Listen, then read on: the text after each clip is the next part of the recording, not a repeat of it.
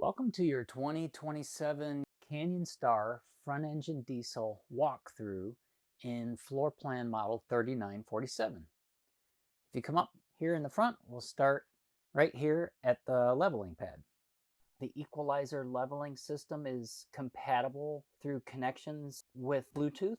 You can refer to your owner's operating manual for those connections, but in general you would use the touch panel here. The touch panel gives you auto level for your leveling of the coach, but it also gives you the opportunity to use these up and down for each jack separately. So, and this would be when you come to the park and you want to get your coach level, you would turn the touchpad on. And you can see here we do have our ignition on. The ignition has to be on for the jacks to operate. So if I turn the key off, you'll notice that LED light goes out. Or if I turn the power switch, it will also go out here. So I have to turn the power on. Then I turn the ignition, the key to ignition on.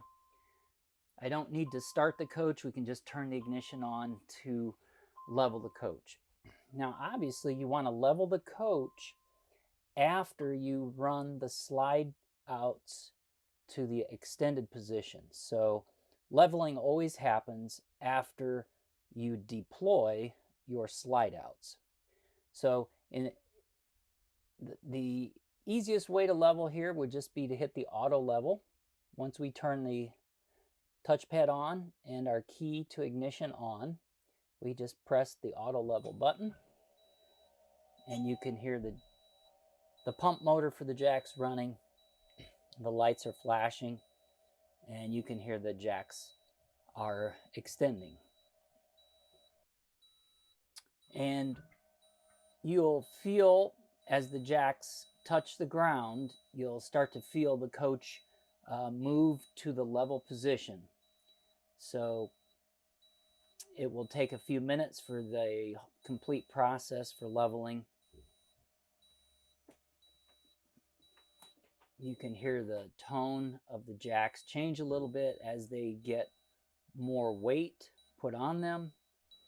If for any reason during the leveling process you were on too much of an angle and the jacks weren't able to completely level the coach, you would get the LED light that might come on for excess slope. If that happens, you would obviously need to move to a more level area for the jacks to make the coach level. You'll feel the coach making its final adjustments. The adjustments get slightly shorter and shorter until the coach is completely level. So you can see now the operating LED light went off. The buzzing or sound alarms tone went off. And all of our lights here are flashing, showing that our jacks have deployed and we are now level. So we can turn the touchpad off. We can turn the key off, then our touchpad off, and we've completely leveled the coach.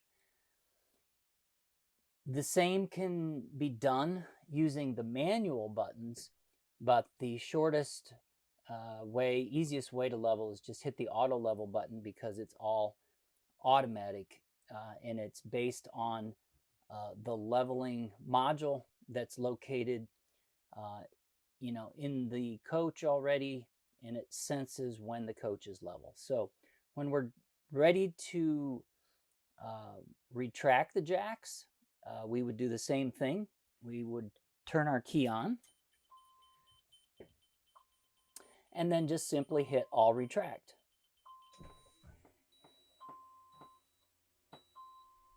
You can see the operating light came on. You can feel the coach moving slightly as the jacks are retracting.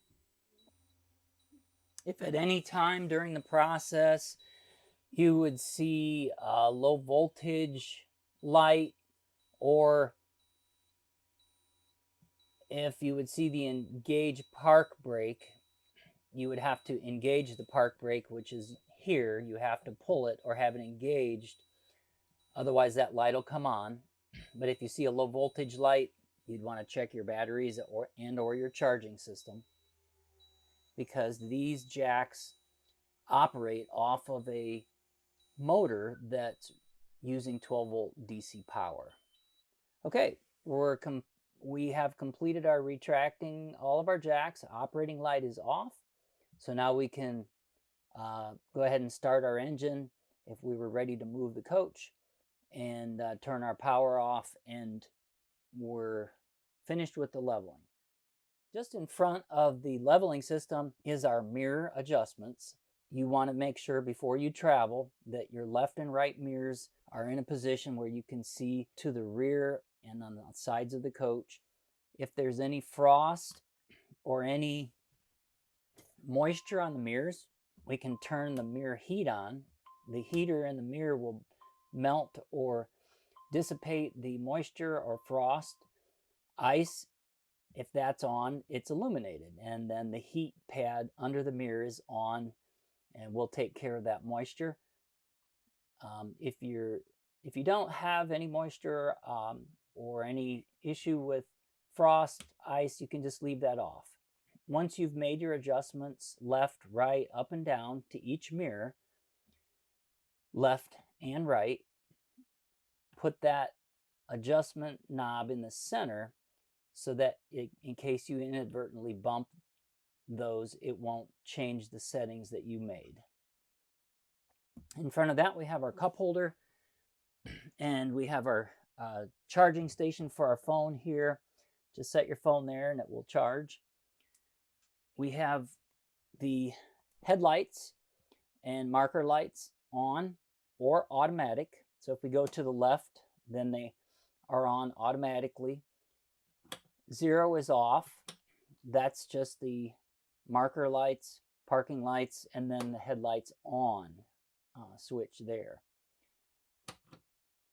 Below that, we have our parking brake. We always want to set the parking brake to on, or we want to pull it towards us as we're seated. When you pull it towards you, that locks the brakes of the coach so it doesn't move. When we're ready to travel, we've got our engine running. To release the parking brake so that you can move the coach, you just press in and that releases the brakes. So now you can put your coach into drive or reverse and you would be able to move the coach. But if we're parked or we want to stop and get out of the coach, we always want to pull the parking brake, and that sets the brakes. Then we always want to put the coach in neutral after we set the parking brake so that it doesn't move.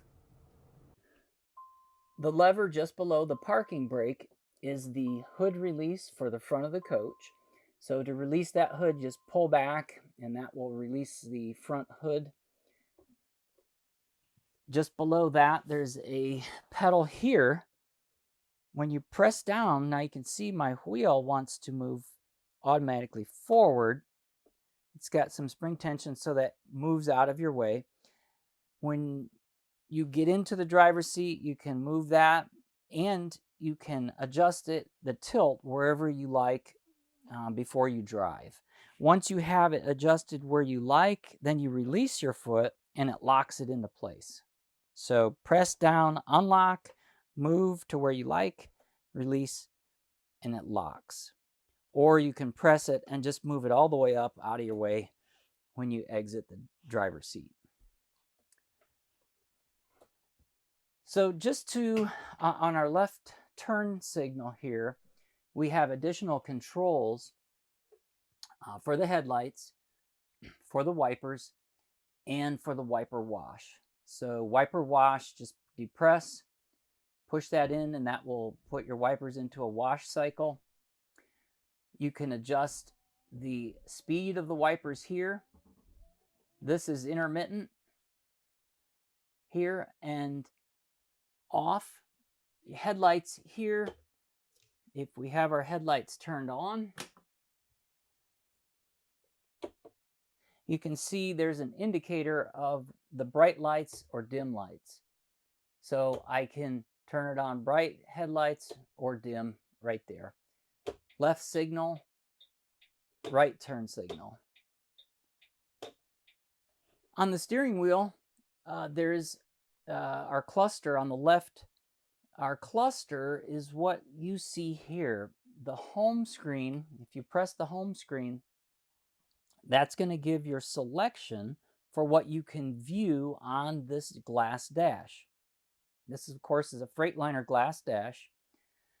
When I press the home screen, I can see gauges, fuel economy, trip 1 and 2, my vehicle settings, diagnostics, and menu. And to scroll to any one of those, I just press the arrow down or up. And then once I get to the setting I like to change or view, then I press the center button, which is OK. So I want to view diagnostics, and I press diagnostics.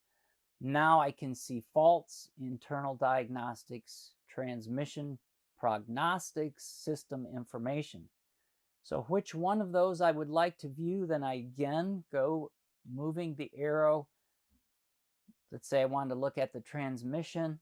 I press OK again, and there I can see filter status and my oil life. If there was an issue with the oil level, it would be displayed. So if I want to return back to the home screen, I can just press the home button and I'm back. So any one of those, as soon as you are highlighted on it, just press the OK, and then you can select up or down in those categories. Engine loads, gears, oil pressure, coolant, turbo boost. The small icon on the left here of the cluster is your favorites selection.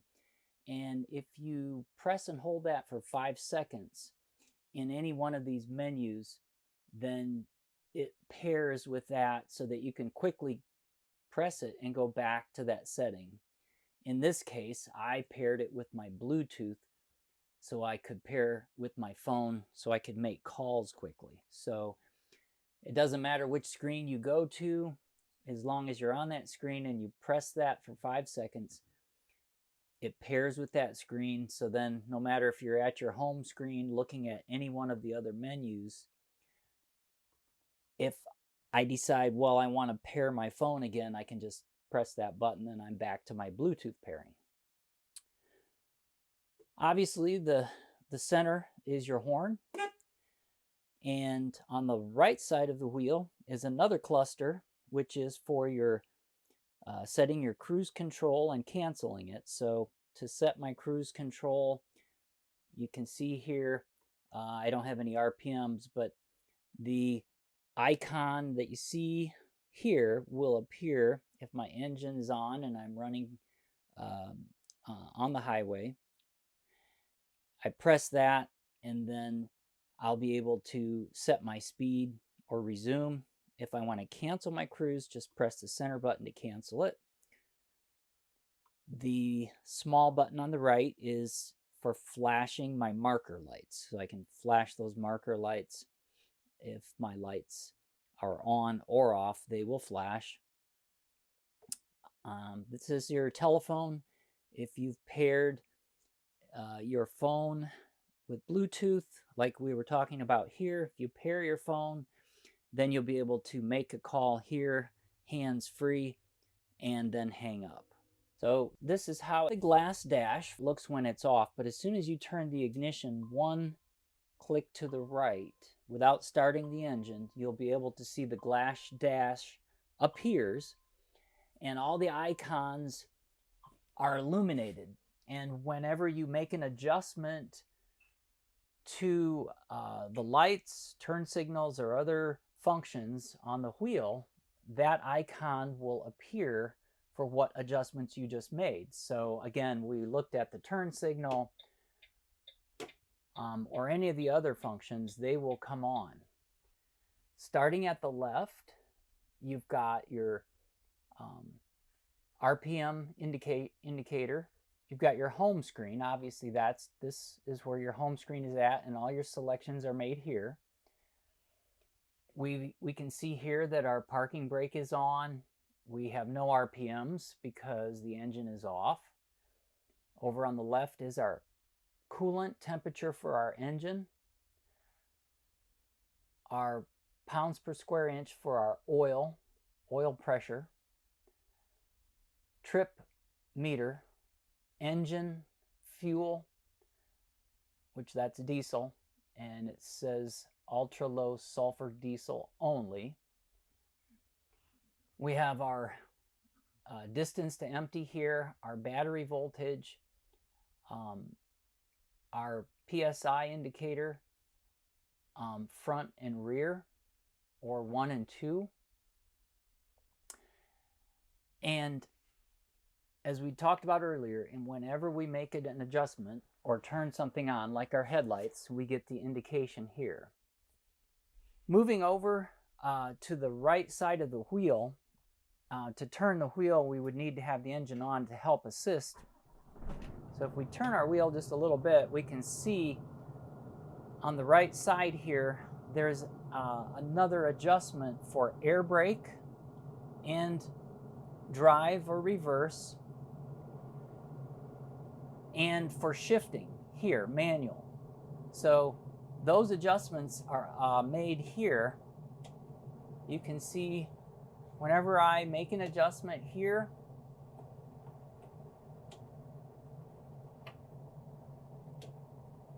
then I'll be able to see if I hold the brake down and I press and I go to drive, you can see it goes to D1, neutral or reverse. And again, this is manual or automatic shift here on the side.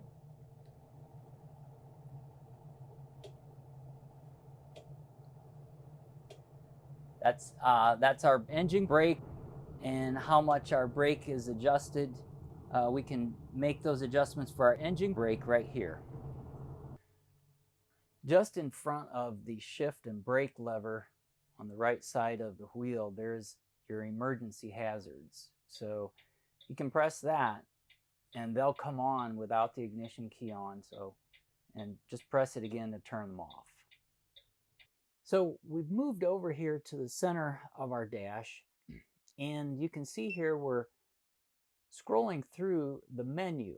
So this is actually a multifunction radio system, and when you press the menu button, you'll see the different selections you can make. We were at the Bluetooth, and we'll go back there in a minute, but you've got your radio, and you can tune your radio to selections you like. You can go to your media center and make your selections here. You've got Sirius XM. No signal because we're in a building. There's Bluetooth where we were, and what you want to do is make sure your Bluetooth is on in your phone, but then you can pair. What you'll do is you'll search for that number on your phone. You can see here, I can see that number that's on the screen. Press that one, and then you'll pair the radio core with your phone. Mine is called iPhone 2. So I would be able then, you have to allow it in your phone, but now I've connected my phone to the radio core so I can play music on my phone through the radio system, make telephone calls, everything that the Bluetooth offers I can make now that I've connected. So you have to make that connection first, then you can use your phone to make calls hands-free here on the dash. So if we go back, we have additional plugs. We have auxiliary plugs. One that you'll probably use a lot is your camera control. So if we're here at the menu and we press camera control, we have selections of our camera. Our camera view is on the right. What we see from the cameras outside, but we can change this view by pressing any one of these selections. So this is my right side of the coach. This is my left side of the coach. And those will automatically come on when you're driving and you turn right with the right turn signal, or left for your left turn signal. Whenever you put your coach in reverse, the reverse or rear camera will come on. But you can make those selections manually just by pressing it, going to the camera control. iPod navigation. Now you can see there's navigation here. If you're in the menu and you press nav, you have to accept. And now you are using the navigation system and GPS signal through the radio core. So you can either press navigation here, or if you're in the menu selection, you can press navigation there. And then of course you've got a menu and you can set your routes or use the routes that are already preset. Our last selection is our setup. And of course you can go through the setup screen and set up your system to the way you like and the settings you like for, let's see, there's only one page in that one. But anyway, you can go through and go to each one of these icons and preset the system to the way you like. There is a dim switch here for bright or dim. There is a favorites button here. You can select your favorites. To turn this screen on the left off, you can just press and hold here. The volume is to the right, but you can press release, and then you see the splash screen here. That means that it's off. Press it again, and that turns it on. Takes a second for it to power up. You can also make setting adjustments here for your camera view, bright or dim.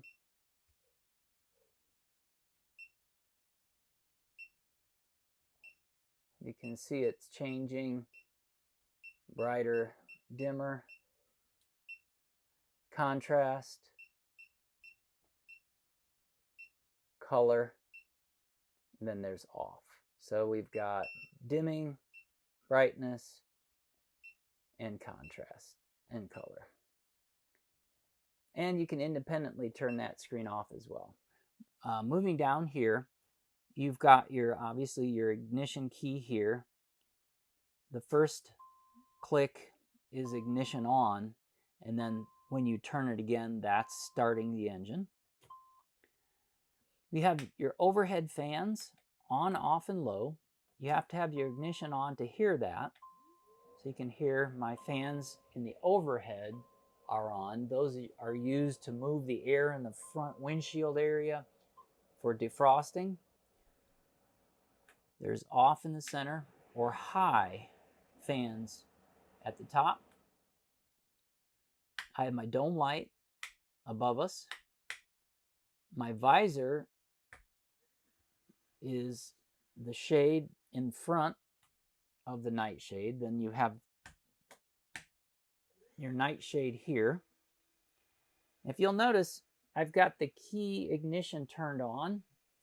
So if I bring the night shade up and then try to go back down, it won't go down. It stays at the halfway point.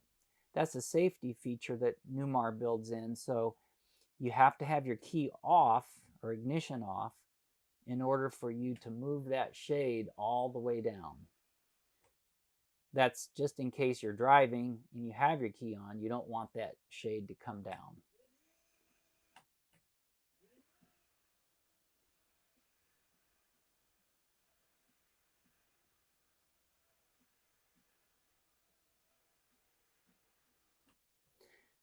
Battery boost. This is going to help you start your engine if for some reason your chassis batteries might be low and they might need a boost. You would hold that down for 60 seconds and that connects the house batteries with the chassis battery and helps boost them to start your engine.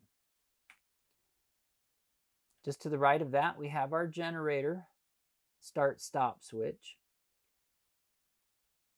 If you press and hold the start in the up position, you'll see the light flashing. You'll hear the priming and preheat starting in the generator, and then it'll start up. If you are not plugged into shore power and you need to run a 120 volt appliance, start your generator. That will also charge your batteries if your inverter is turned on. When you're done with the generator and you want to shut it off, just press stop. The cluster to the right here on the bottom is for our heating and air conditioning in the cockpit area only. So when you're driving and you want to use the cooling system or the heating system from the engine, then you would turn this to the fan setting you like. As long as this is turned on to at least number 1, then you'll see the settings here that you can turn on if the key is engaged. So the snowflake is for air conditioning. So if I press that, you'll see the little LED light comes on. That tells you that your air conditioning compressor is turned on. And as long as there is refrigerant in the system, you'll have cooling. Now, to get the cooling a little bit faster in the cockpit area, if you press the recirculate button, then the air that's in the coach will stay in here and cool down faster. If you don't press the recirculate, then you get some air from the outside mixed in. It'll still cool, but just not as fast. So for faster cooling and faster heating, press the recirculate. If you need to defrost, it's sometimes better just to let a little bit of fresh air come in and not recirculate. To turn the air conditioning off, just press and the LED light goes out. Higher fan speeds, just turn to higher setting. Warm or cold, you can run the compressor and you can leave it in the warm mode if you're defrosting. But for cooling, you want to have this all the way to the left, and then you make your selection of which position you want the warm or cool air to come out. This is for defrost over here. Defrost floor, just floor only. Floor and mid-level, and then you've got mid-level only here. Turning it off is just going to 0. The ignition has to be on for this fan to work. Just below that, we have another storage drawer, and this is the panel for the engine access. So you just want to rotate these counterclockwise, and this panel will lift out for servicing the engine. There's an additional panel here for the same to get down in servicing the engine compartment. Just above the driver's seat in the overhead compartment, you have your satellite prep plate and 120 volt plug. So if you do your satellite prep, you can add a satellite and then plug in your receiver here and mount that here. You have your Wi-Fi Ranger, so that's to connect to your in-home phone or other computer devices, and there's an antenna for this router at the top of the coach. Just below that, you've got your Starlink. Your Starlink, of course, is on the roof. This is more storage compartments going around. These shades are all manual, so if you pull down and release, you see here, you can stop and it will stay locked in position. This is your passenger window to unlock and open. Just lift and then pull the window open. You have a screen here. Close and then relock. Just below that, we've got our map light and phone charger. Just lay your phone here to charge. Behind that, we have our 120 volt outlet and USB station charging. And near the floor is an LP detection warning system. So there's an LED light that's on that tells you that it's working, it's in operation. If there was an LP issue or a leak in the coach, that would signal warning sound alarm. Both the driver and the passenger seat are powered with 12 volt motion, forward and reverse, up and down. It moves the whole base. Tilt, it tilts the whole seat forward and back.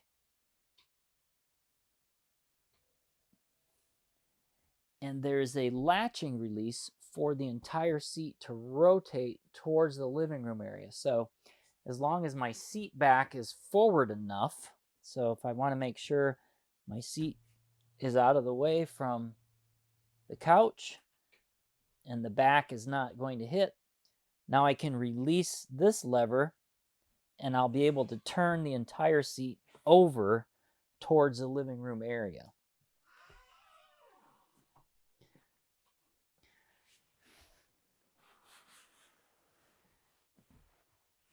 So after I'm done, if I'm in this position, I want to move it back to travel.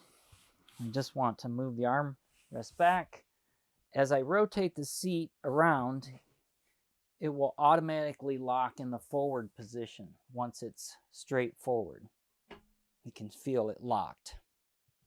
On the passenger seat, there is a footrest here, and the lever is the same type of levers, just on the right side. So if I pull that lever on the right side, my footrest will come out here.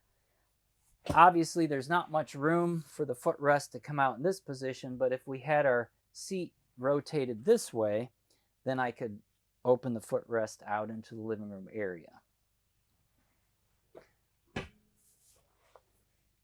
So the operation for the adjustments for the driver's seat are the same as the passenger seat, except there is no footrest.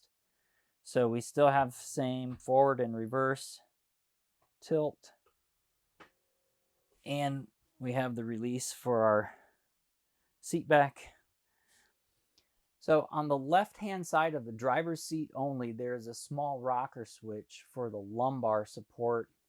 If you press that switch forward, you'll feel the lumbar moving. If you press it the opposite direction, it retracts.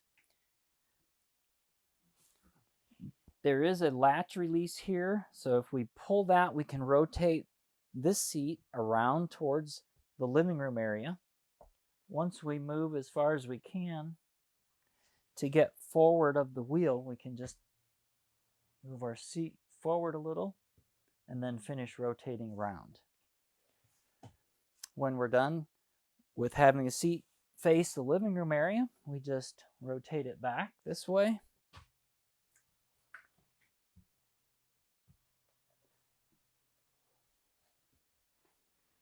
And it automatically locks into place.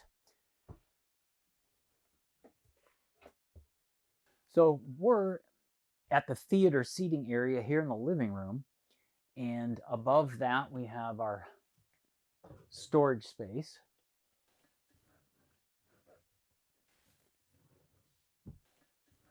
The theater seating has a storage area in the center. Just lift up and you have a large area where you can store things. The cup holders have the controls and the lighting along with a USB charger port on each one. So to turn on the lights here, on and off.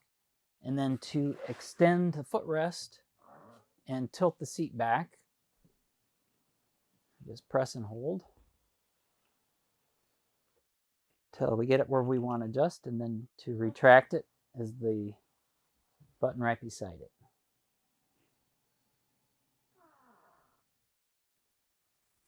So moving over to our front entrance door, we've got our fantastic vent. Our fantastic vent can be turned on and off here. You can hear it turn on. The vent is opening in the kitchen area. And of course we can change the speeds to the fan here, slow the speed down. If we want to override the rain sensor, just press and hold this bottom right corner button for 3 seconds and the red LED will come on, meaning that the vent will open, the lid will open, and the fan will come on even if the rain sensor is slightly moist or wet, which can happen. Even though it might not be raining, you can override. To turn the override off, just press and hold that for another 3 seconds, and that reactivates our rain sensor. To turn it off, just press here at the top, and that turns it off. Our ceiling lights, all lights off and on, and our patio light is here. To turn on the cargo lights for the baggage light compartment outside, there's a switch just underneath the fire extinguisher. So as you open the door to turn on those lights, this is the master switch, just turn that on to turn on your cargo lights. So here at the entrance door, if we open this overhead, we have our controls here for our energy management system. Our energy management system controls the 120 volt incoming and also how much power we use out of our battery source. So we see here that it's called a power control system. It's our central monitor panel, and you can scroll up or down. You can go in, you can see the loads, and if any of the loads are shed, which now there aren't. As you continue to scroll down, it gives you all the load statuses, the block heater, and all the other garage air, bedroom air are all turned on. So if you scroll back up, you'll see here we are plugged in. It's showing we have a 50 amp short cord power service. It gives the monitor panel information, and it tells us what line number 1 and line number 2 are doing. It shows the wiring status is okay. So moving over from our power control system, which does our load shedding, the inverter is located here for the charger and inverting. It's a Victron inverter system, and this panel will turn it on and off only if you've turned it on at the inverter in the baggage compartment area. So if the inverter downstairs is turned to charger only, this panel will not light up or won't be able to be used. Once you turn on the inverter at the base unit, you'll be able to use this switch to turn it on charger only, off, or inverter on. Newmar suggests that you leave the inverter turned on in case you have a power failure. The inverter will take power out of the batteries and continue to operate your appliances like your refrigerator so that your food doesn't spoil. There are 2 columns, the charger column and the inverter column, and the LEDs that are lit up tells you the status of what the charger is doing or what the inverter is doing. The knob on the right is preset to 30, but you can adjust it down if you like for the number of amps available in your coach for your charger. The control on the right hand side here is the Truma AquaGo water heater. The water heater can be turned on to on or eco or off in the middle. There's also a cleaning function if you rotate it all the way to the bottom. If you do go to the cleaning function, you'll need the special pellets to put into it to go into the cleaning mode. But if you inadvertently turn it to clean and then back to on, there's a delay in time that it takes to come back on, and it's a rather long delay. In the center is off. This is the Winegard over-the-air antenna. Once it's turned on here in the upper left, it scans for channels, and since we're in a building, it's only found one. After it's done scanning, you can do a rescan or a search again if you like to try and find more channels. It's probably not going to find any more than one because we're inside. And if you're locked onto a channel and you're watching television, you can make slight adjustments and rotate the antenna here. If you are wanting to watch cable, you'll need to turn this antenna off here, and then your cable is enabled. If your cable is plugged in at the shore cord compartment, you'll be able to watch the cable through that network. But if this is turned on, you'll only be able to watch over-the-air channels. Moving over here to the center, we have the slide out control. In is retract, out is extend. And before we extend or retract, we always want to make sure that there's nothing in the way of the slide topper part of the awning at the top when we retract, or when we're extending, we want to make sure that the reveal and the trim is not touching. We want our gap between the Z-trim and the fascia to be approximately 3/16 of an inch before we run the slide out or extend it. In the upper right corner, you'll notice a tag that's marked solar prep. So behind this panel, if we would remove these screws, there is a prep area that we've ran the wires down to this area so that you could install your solar panels and your display panel here on this interior area. On the left-hand side, we've got the battery disconnect here at the bottom. As long as this red light is illuminated, the batteries for the house are turned on. That will allow power into the house. If we press this again, the red light will go off and the batteries are disconnected from the coach, and we won't have power coming in for 12-volt operations. The step switch overrides the step from coming in when the door is closed. So if you want to go in and out of your coach and leave the steps out, we want to leave that on. If you want the steps to come in and out with the door opening and closing, then we leave it on. This is the Carefree awning. The Carefree awning, to operate from the inside for extending or retracting, needs to be turned on. Or if you're standing outside the coach, you can use the Carefree remote. There's a cover that slides up and down to expose the extend and retract buttons here. The extend and retract will work when you're outside regardless of this switch being on or off. This is a 120 volt awning, so the coach would either need to be plugged in or the inverter would need to be turned on to have power to the awning motor. Our final switch is the block heater to preheat the engine in cold weather environments. Just turn it to the on position. When we're done with the preheat, we can turn it off. So when you look at your ceiling, you'll notice there are sets of louvers here. There's louvers with filters on the passenger side, and there's louvers here without filters on the driver's side.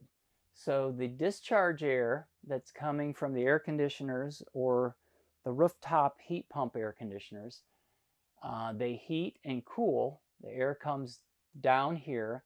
The air that's coming down goes back up through the filter into the air conditioner and then back around. So all of the air is filtered here, going through these filters. So you want to keep these filters clean. To clean the filter, you can use compressed air to blow the dust off, and then you'd want to wash the filter in warm soapy water and then rinse it and squeeze out the water and then let it air dry. After it's air dried and clean, then we put it back in place and then put our louvers back up. Now there is an additional filter in this assembly here. You'll notice there's 4 screws here and a filter, and another 4 screws here and a filter. So these 2 filters need to be removed by taking out those 4 screws and then cleaned and then put back in place. And those should be done at the same time these are done, and the ones in the bedroom area. They all need to be cleaned every month or two to make sure that you have good circulation of air coming from your rooftop air conditioners. Newmar installs a smoke detector. You can take it off just by turning it counterclockwise and drop it down. It does have a warning label on it. This is the battery compartment area if you need to change the battery. This is the test button. If you press that, you're going to get a tone. That means that it has power and it's functional. If you don't hear the warning tone when you press that button to test, that means you'll need to change the battery on the side here. So you just press, open it up, take the 9-volt battery out, slip a new one in, and then close the door. And then you'll have to put it back up and rotate clockwise. Located here in the mid hallway of your coach, you have your touch panel screen for controls. As soon as you touch it, it wakes up and it goes to the Newmar splash screen, and you can see the icons that are available here at the bottom. And as soon as you select one of those icons, it goes to that function or that feature. So if I would select tanks, that's going to display my tanks. Fresh, gray, black, and LP.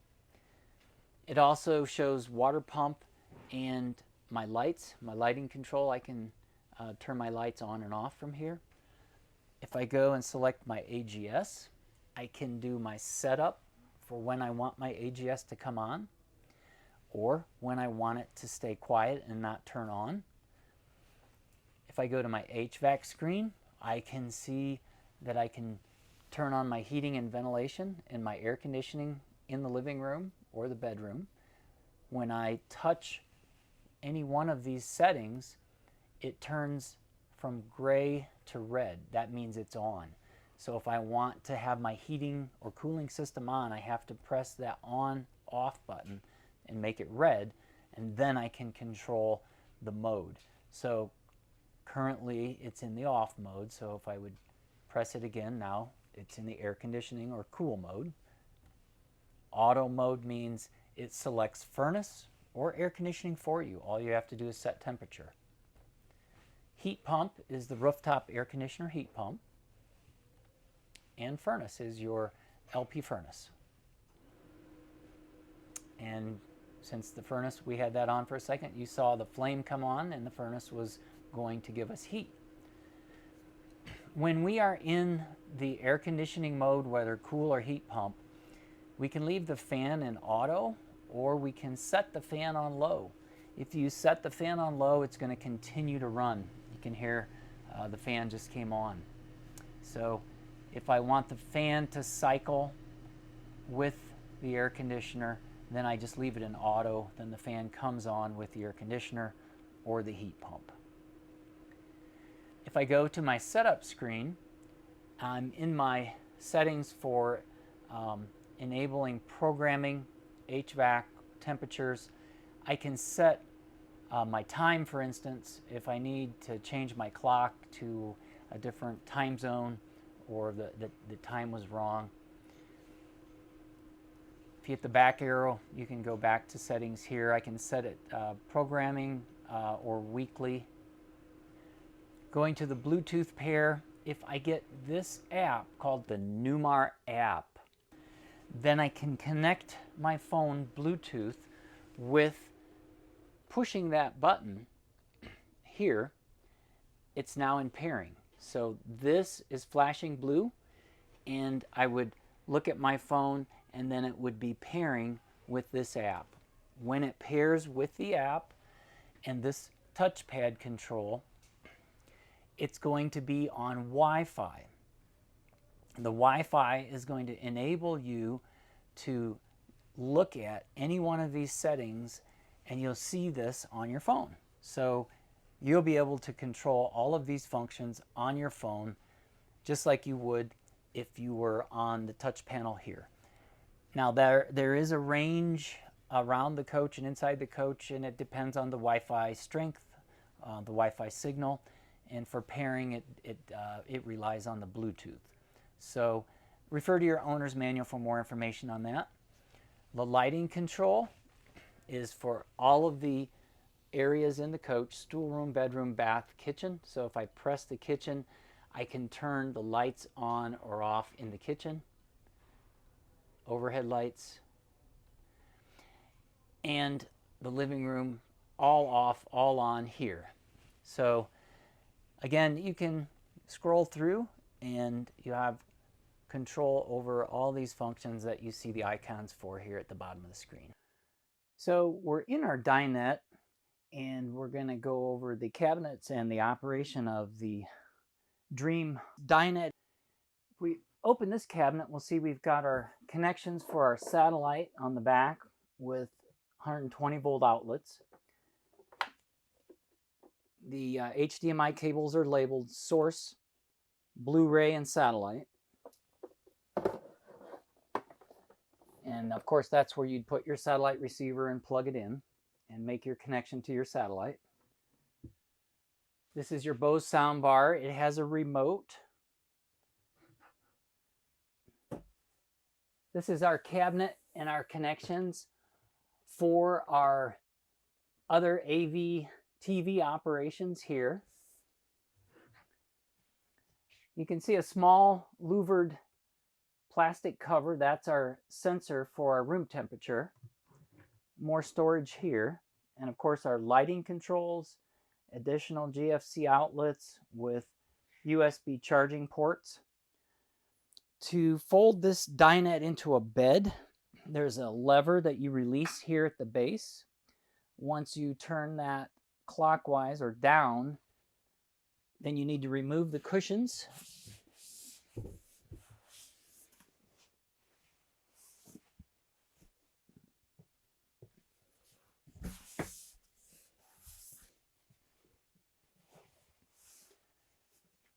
And then you just push the table down. It sits into place. Then you can put your cushions back.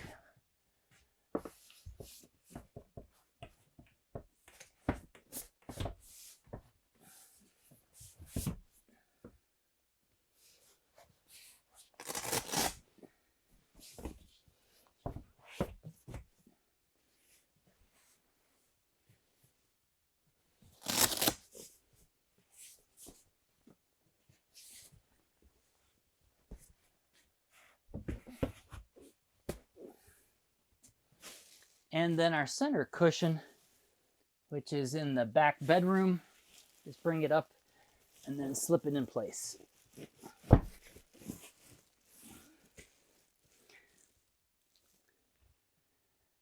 And then removing it and putting it back into the dinette, same way, just remove the center cushion.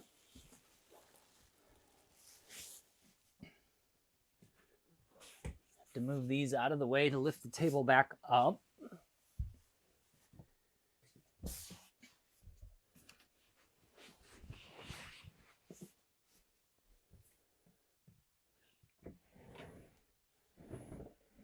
So lift the table up, lock it back in position.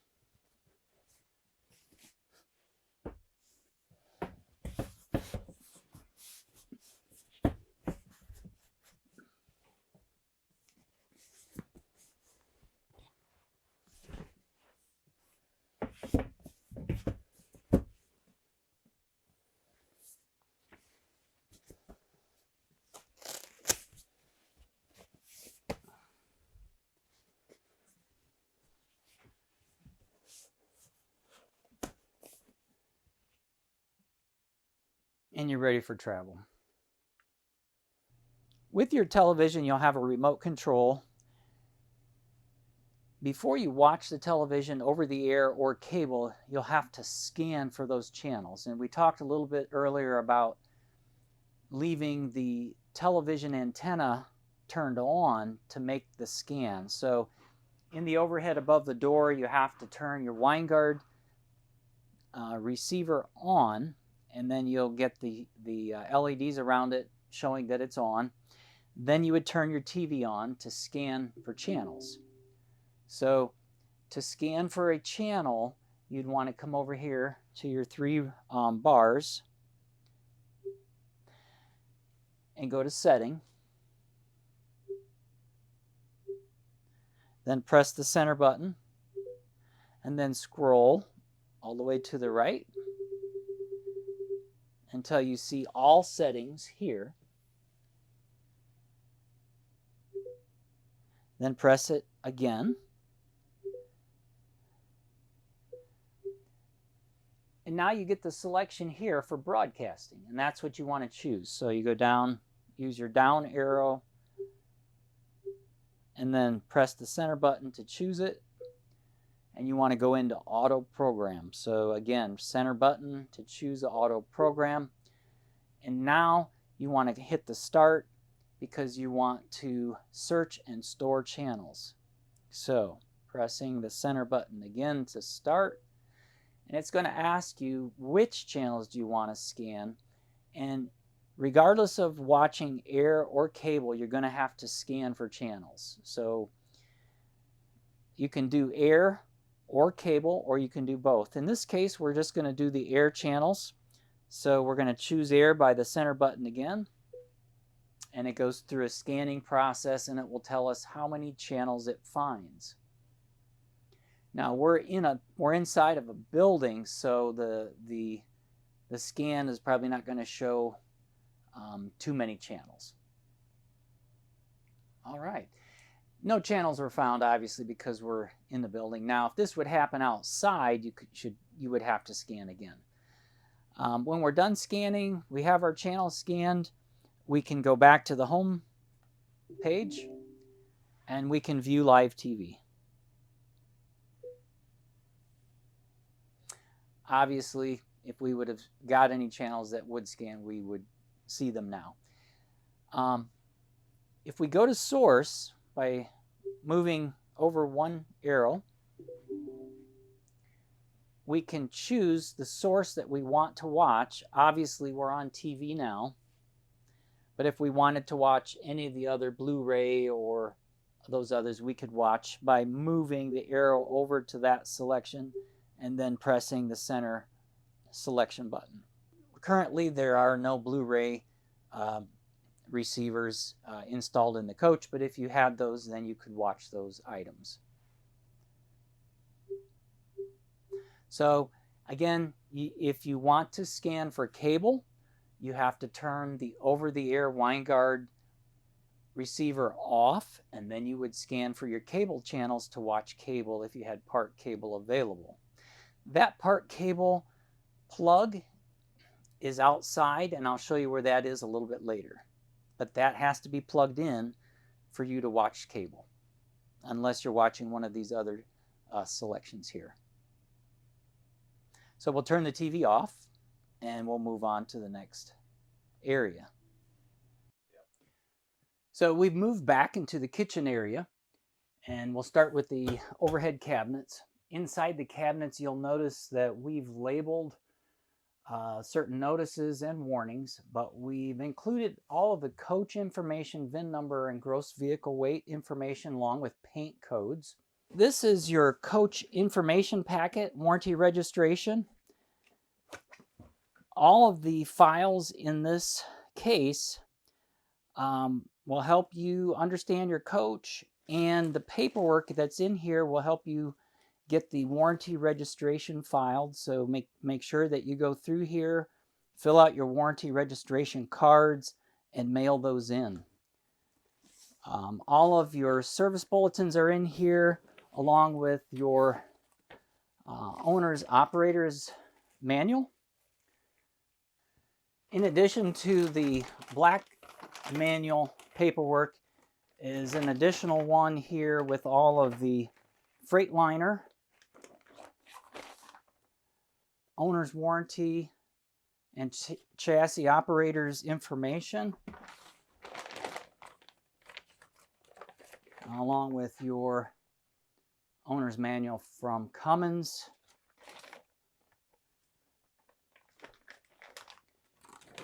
There's a hubcap wrench here with your chassis information. We'll show you how to use that. But these information packets come with every Newmar coach. So be sure and go through your warranty and registration information here.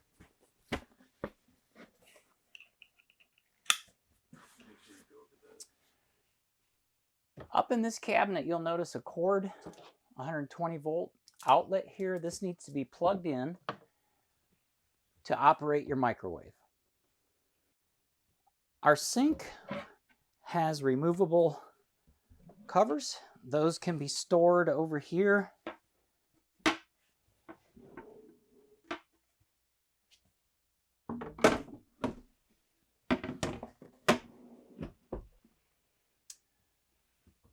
The microwave handle is here. Newmar installs an additional locking mechanism to keep the door closed during travel. So you'll notice that you'll need to push it to close, and that will keep it closed during travel. These two removable covers have a cutting board on the back side. So they serve two purposes, two functions. There's a cutting board on each one. This is your true induction range. The pans that you would use here have to be magnetic. Once you put the magnetic pan on the surface on either side, you'll turn it on here for the power,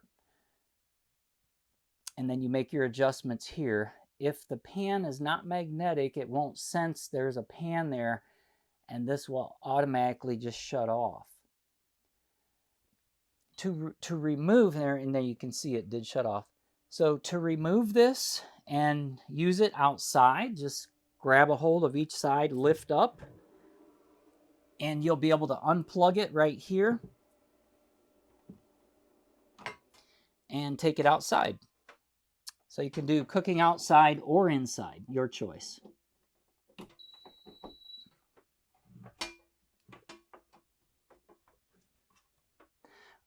And just reinsert it back in place. And then put our cutting boards back on here.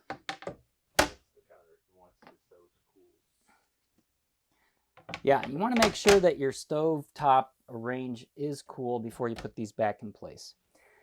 There is additional drawer space down below here. When you get your coach, your extra set of keys, remotes, and house filter wrench. The remote for the rear curtain, we'll go over that later. There's a mounting bracket here for the passenger seat. This inserts into the armrest on the right side of the passenger seat so that you can mount an iPad or other electronic device here, and that holds it in place, and you can turn it and make the adjustments here. Newmar also includes your touch-up paint for each color in your paint scheme. So in case you need a little touch-up, you've got that here.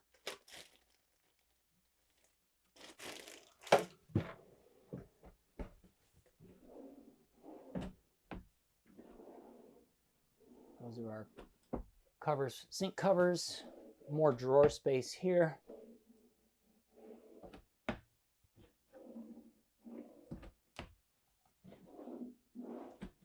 And then over here is just a small storage space in the front of the sink, and then a larger one here with your trash receptacle.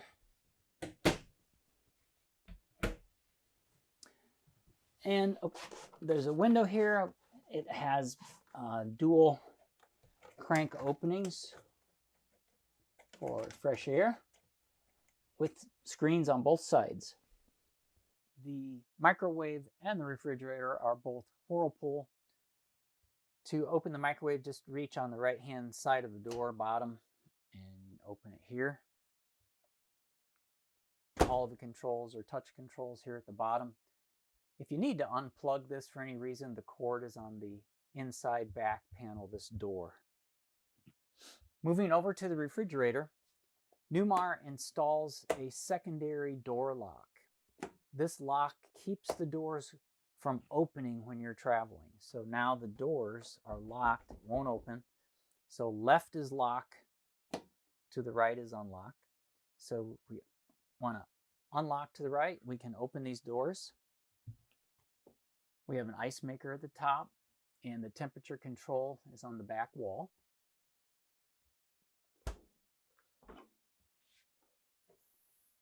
The temperature control for the bottom is here. There's 3 settings that you can switch to here.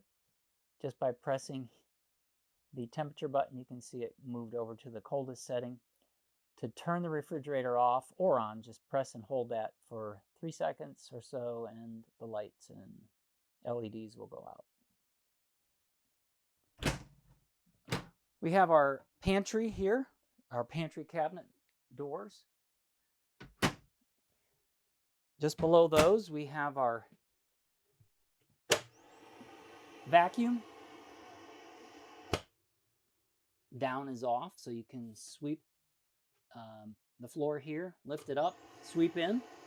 That goes down into a receptacle in the baggage area. If you don't want to sweep, you want to use the accessories that come with the Intervac system, then those would be plugged in here. If you'd rather use the accessories to sweep the floor than a broom, which would be here, we have the Intervac accessory bag that's in the baggage compartment area. Those accessories are all here.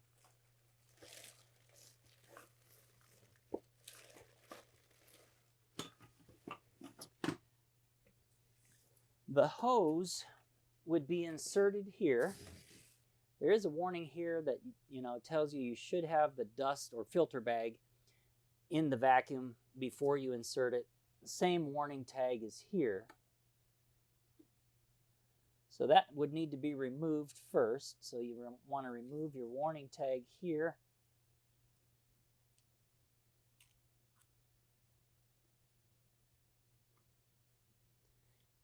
And then you would want to plug your hose in here. And then the on-off is controlled right here at the handle. And of course your accessories would go here. Once you depress this on-off switch, the LED light will come on. And you can hear the vacuum is on now. So then you can go ahead and sweep. To turn it off, same thing, just press once and it turns off. If the LED light does not come on when you depress the switch, there is a battery underneath here that needs to be changed if that would happen. If you need more instructions on how this operates, you can scan this QR code and go online to learn more about your system, or just refer to your owner's manual in the black bag. When you're storing the hose, since that is the on-off switch, you want to make sure that it's stored so that nothing's going to bump up against that, and turn it on inadvertently. We're moving into the full bath here, and as we go in, we see a shower, sink, and our toilet. So let's move over into the shower area here.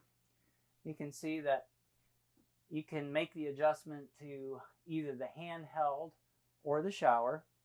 This is our hot and cold adjustment on and off. It has a fold down seat if you'd like to sit down and shower. You'll notice that the door is a slider, but it has a lock. So Just make sure before you travel that that lock is engaged or down so that door does not slide while you're traveling. So that would be for showering, and when you're finished, just close this all the way and then lock it. There's a skylight here above. There's a discharge, and you have your fantastic vent here. This fantastic vent operates just like the one in the kitchen. There's a wall switch here. The wall switch has the on-off the same as it did for the kitchen. This is on and off. There's on, and as the lid goes up, you can hear the fan come on. You can adjust the speed here. And if there is moisture in the air to the point where the rain sensor might not allow that to come on, again, disabling the rain sensor is easy. Just hold the down button for 3 seconds and the rain sensor LED light will come on red, and then the rain sensor is disabled and you'll be able to operate the fan like this. If you want to turn it off manually, you can, or you can turn it on manually just by cranking the black knob here. So I can actually, even when it's on, I can close it and turn it off manually. Again, I would want to do that at the control as long as it's working. So now you can see the fan and the lid are both down and off. There is a small black removable cover. That is the fuse for the fan. When that's inserted, you'll see a red LED light come on telling you that you have power. If you'll notice, there's a red LED glow there. As long as you see that red LED glow, you know your fuse is good and powered up, and there's power to the fan. You have your medicine cabinet and storage here. Just to the right and below, we've got our 120 volt outlet here. It is GFCI protected. If the GFCI trips, this one is resettable. If it trips, that light will go out. So there's no power here now or on any of the other GFCI circuits in the coach. So if you're not getting power in the kitchen or another outlet that's GFCI protected, this one might be tripped or another. You want to make sure to go to that outlet and reset by depressing that top button so the green light comes on, then you know it's working again. There's more cabinet space on the other side here. This cabinet contains our 120 volt and 12 volt breakers and fuses, also our resettable fuses. If for any reason you have an appliance that stops working, you can check here for if it's a 12 volt appliance or feature function. Those labels F1, F2, going all the way down to F26 are labeled here. So if, let's say, your awning quit working, that is an F6. So then I would go here to F6 and check my awning fuse. If it was blown, I have spare fuses up here. I would get a fuse that's the same size and reinsert it, throwing the old fuse away, and then that function for the awning should begin working again. So all of the appliance functions are labeled here for our 12 volt system. If it's a 120 volt appliance and for any reason that appliance may not work or it's not coming on, you'd want to come over here and check that label for that product. Let's say it's the microwave. Here's the microwave breaker. To the left is off. To the right is on. So you can see here our refrigerator is turned off. I'd want, if my refrigerator wasn't coming on, I'd check this. If it was off, I'd turn it back on. Now, whenever these might trip for some reason, they don't trip all the way over to the left. They typically trip and they're only slightly over, maybe towards the center. To reset that, I need to manually push it all the way to the left and then back to the right to reset it. So just keep that in mind. If you see one that's tripped, it's only going to be about there. You have to go all the way to the left and then back to the right to reset it to turn it on. All of our 120 volt breakers are here. Engine block, air conditioners, inverters, cooktop, microwaves, refrigerators are all in this area. This is our main breaker. Here's our main to the pole. So if our main breakers are off, none of these are going to come on. Okay? These breakers actually are for the power that you're going to get through the inverter circuits in the kitchen, like your microwave and refrigerator. So as long as your inverter is turned on, this sub panel, it's labeled here, sub panel, these breakers here, these will operate and work as long as the inverter is on. These work in the upper half always when your generator's on or you're plugged into shore power. So close that when you're finished. This is the Dometic toilet. This is not the macerating one, but this flushes just simply by depressing the foot pedal here.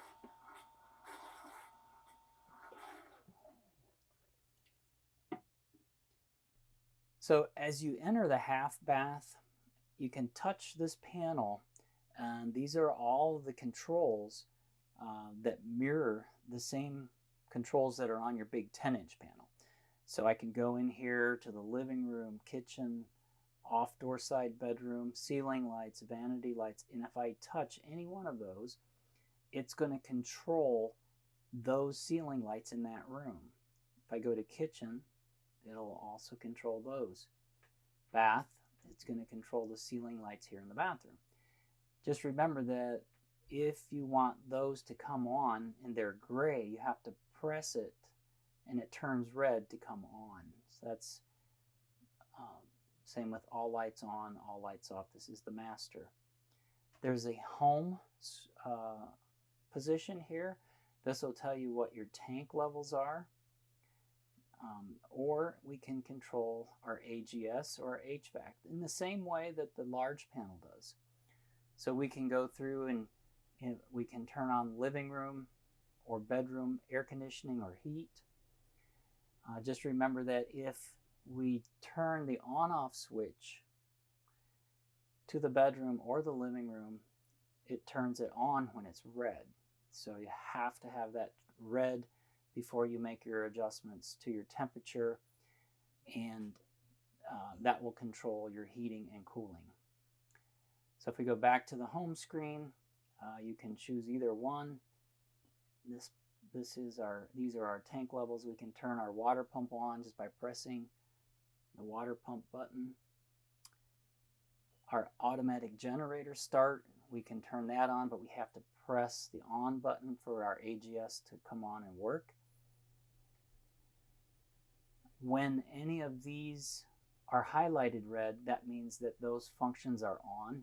Right now, the ones that are gray are off because you can see we have shore power that's plugged in. So we don't, the generator wouldn't need to be on, or the AGS wouldn't need to turn the generator on. Just below that, the demand, if we have a demand for HVAC, or if we need our house or chassis batteries charged, we'll need to set a duration time for that charging to take place when it drops below those voltages.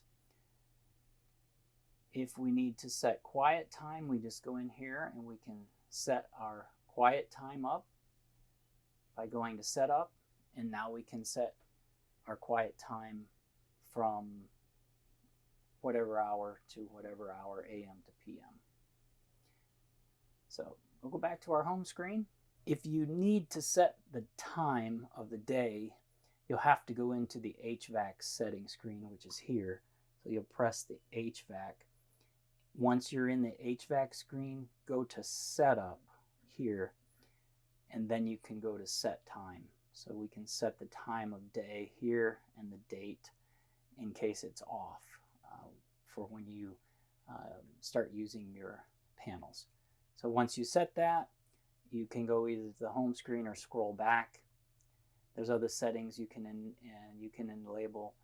enable the run weekly or AGS. If you don't have it highlighted red like that, it won't come on. And then of course you can just go back to the home screen there. If you need more instructions on operating, just refer to your owner's manual for the touch panel here in the bathroom. They're basically the same as the 10-inch one in the living room. There's another one just like this in the coach, the same size, that's in the bedroom on the bottom side of the cabinets. As you're laying in bed, you'll be able to operate that panel just like this one. Moving into the bedroom area, we have our sliding pocket door. To release the door and go in the closed position for the bedroom, we have to push down to unlock, and then we have to move it over. As soon as this lines up here in the front, it will automatically relock in the closed position. You can see it locked. So now I can't open the door unless I push back down to unlock and then open the door the other way. Now when it travels all the way to closed position there, you'll see it relock. So now it's locked there and it won't slide this way. So if you're traveling, you want to make sure this door is locked before you travel so it doesn't slide back and forth. At the nightstand, you'll see that we have a 120 volt outlet and USB. Storage space below. Overhead storage here.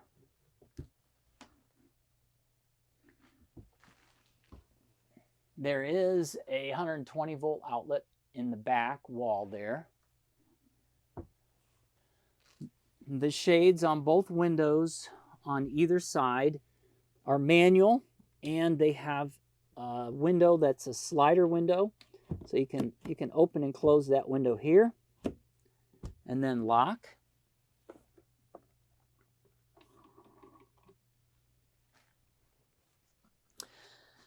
The bed base lifts up. You can lift that up and you can see we have additional storage below. The hole in the panel is so you can lift the panel out to access the motor and electrical operating components underneath those two panels.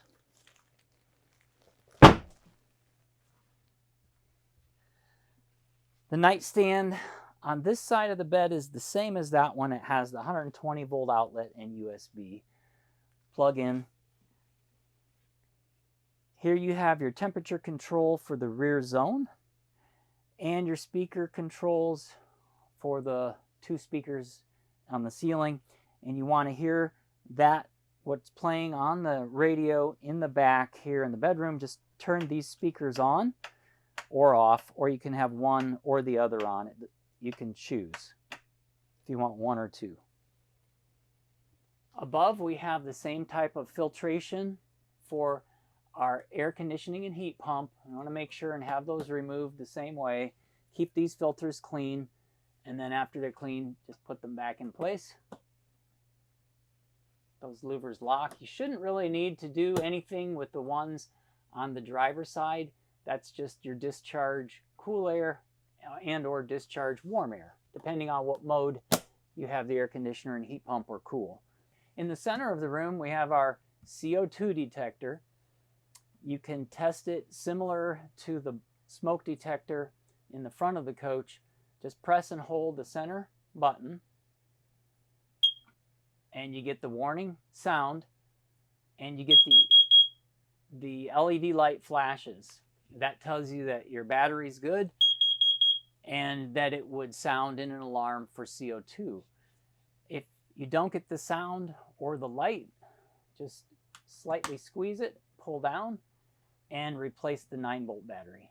After you replace the 9-volt battery, do the same test to make sure the sound and the LED light are working.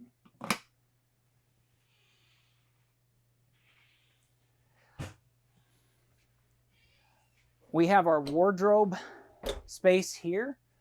There is a large decal that we put in this cabinet area with all of the model and serial numbers of all the appliances in the coach. So if you ever have an appliance that needs to be replaced or was replaced, you're not sure what model you need, come back here. The model and serial number of the original appliance is here.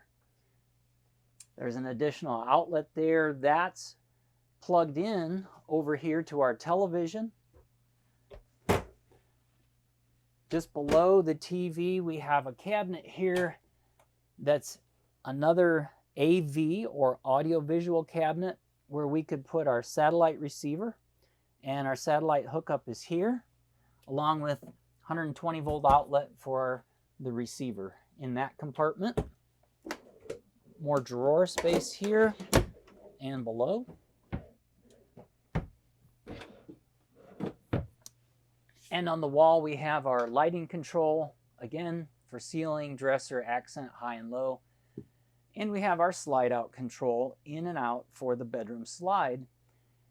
We want to make sure before we operate this to read the warning labels, not allow children to use it, and make sure before we run the slide rooms in either direction that there's nothing on the floor or on the outside of the coach that would be in the way for that operation.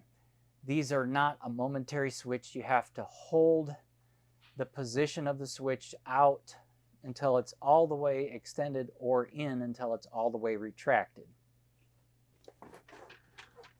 There is an egress window here in case of an emergency where you would have to exit the coach, and the directions on operating or opening this window are here. The pull handles are on here. They're labeled red. Again, just opening these on both sides, then pushing the window out is the way you would exit. You can relatch both of them here. There's no screen here.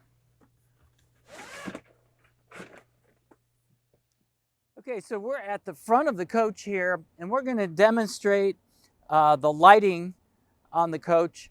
So we're going to do the marker lights first. You'll notice on the top and sides, all the marker lights are on now. And now we're going to turn on the headlights, bright and dim, and our turn signals.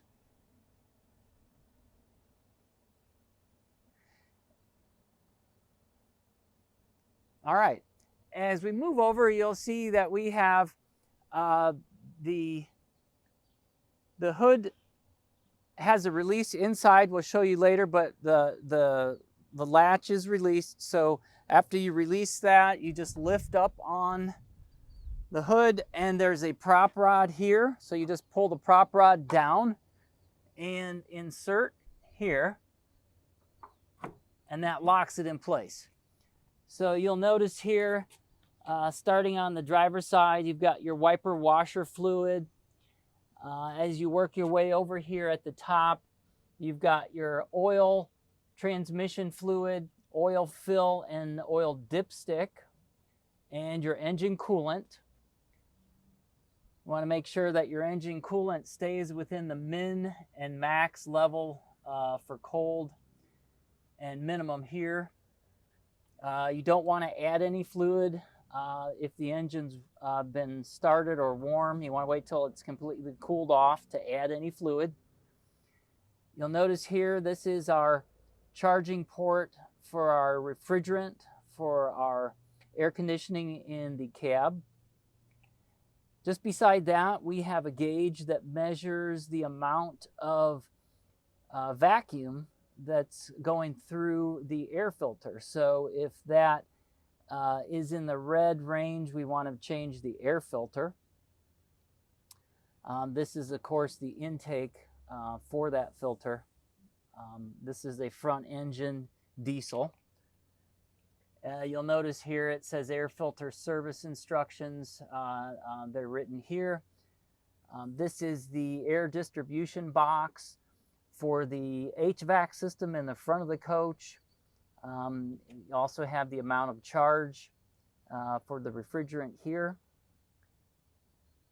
Over on the corner at the end here is your block heater plug. The block heater plug has a plastic cover on it, and that cover can be removed to the little latch in the top corner. That latch, just pull on that and that opens, so you can make sure that your block heater is plugged in.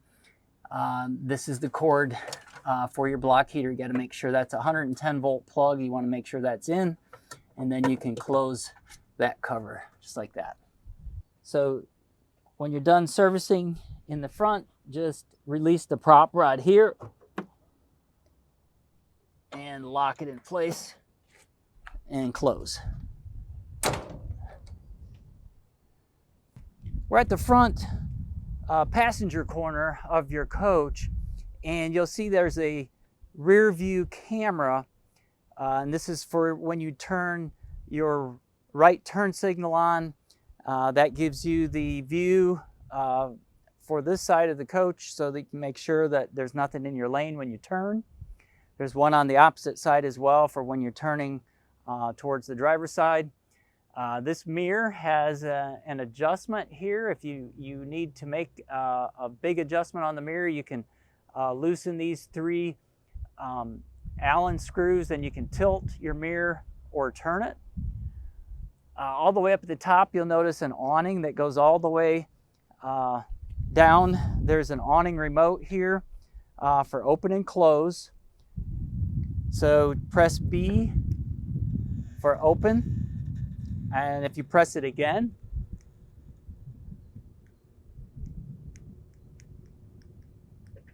okay, so B will open, and then press it again, it stops, and then A is closed.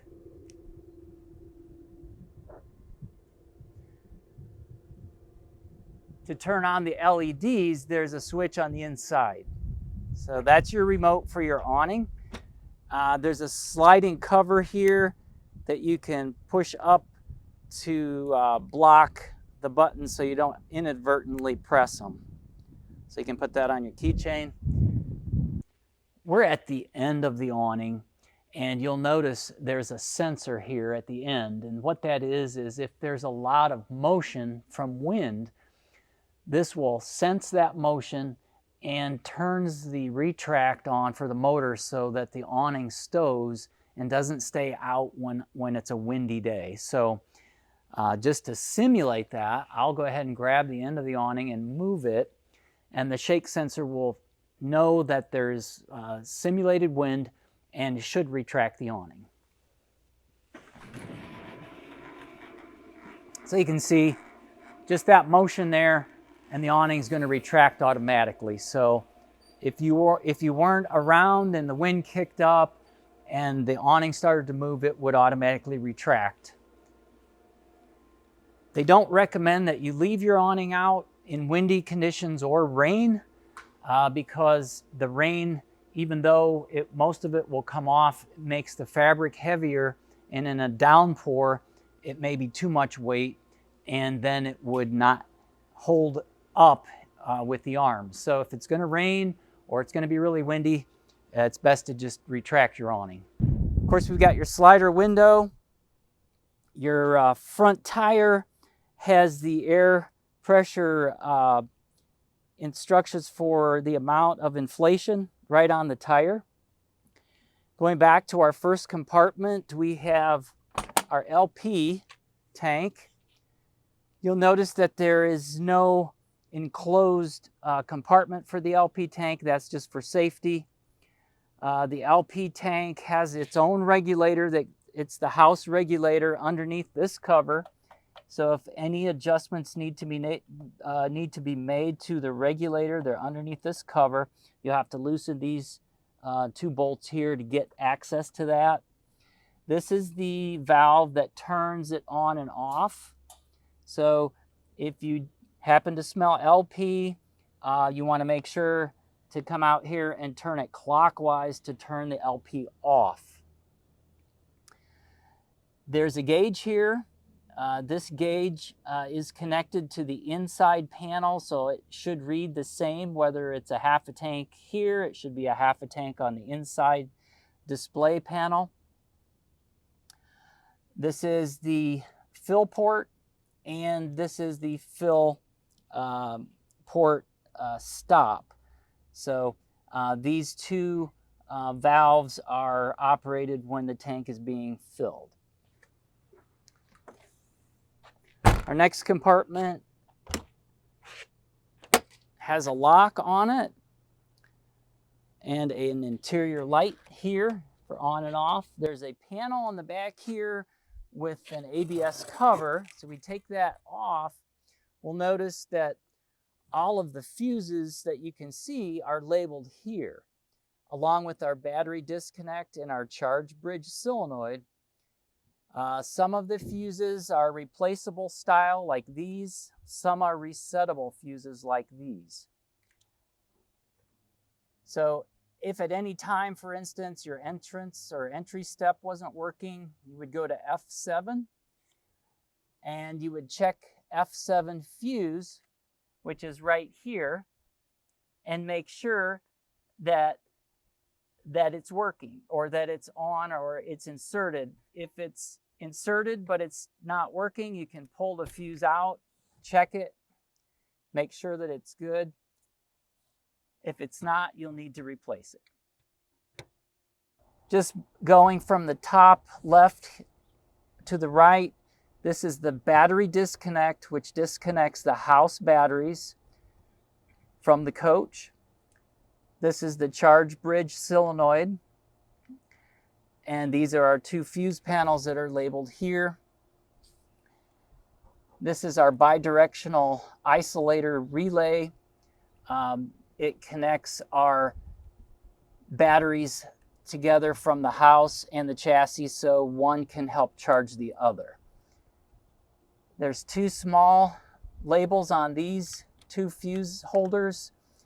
This is your solar panel, and this is your chassis voltage. And they're both labeled with the size of fuse they would need if they have to be replaced. To the right is your inverter. This inverter charges your batteries as well as operates the sub panel for your appliances. Just to the left of our fuse panel, we have our plug that goes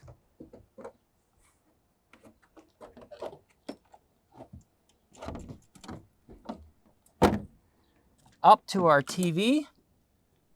Our television can be pulled down so that now this turns into our outside entertainment center.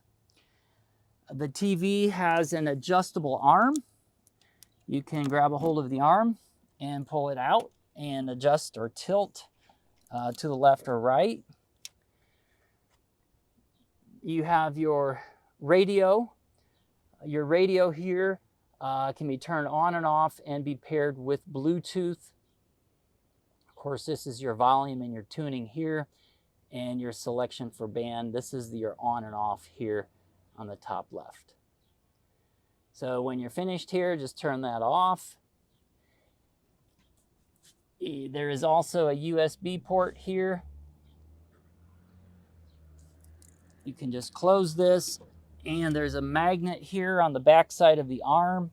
So when you close this, it keeps the arms together so that it's in a, there's another magnet here, so that arm stays closed when the magnets come together. You can hear it close. So if you lift that up to store it, just push back and make sure to lock it in place. The Velcro straps hold this panel against our fuses and our disconnects. There's an additional plug here for other accessories, GFCI protected, and of course the light that we showed you earlier. We've got the Victron inverter, and this is the switch that needs to be turned on down here if we want the one in the overhead above the entrance door to operate on, off, or charge. If it's off, the overhead switch won't work, or if it's just set to charge only on the bottom, then the one in the overhead won't operate the inverter. So we want to have this one on first, and then the one in the overhead will work. To lock this compartment, it's a black key to lock and unlock.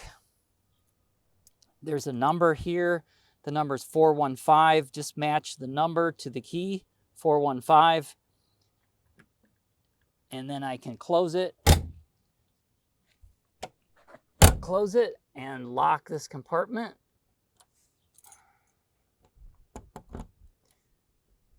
Now the compartment's locked. To unlock, just turn it vertically. Now it's unlocked. Moving over to the door, the entrance door and steps. The steps automatically open when the door opens, but if the screen stays closed, the steps won't come open. So let's open this up to look.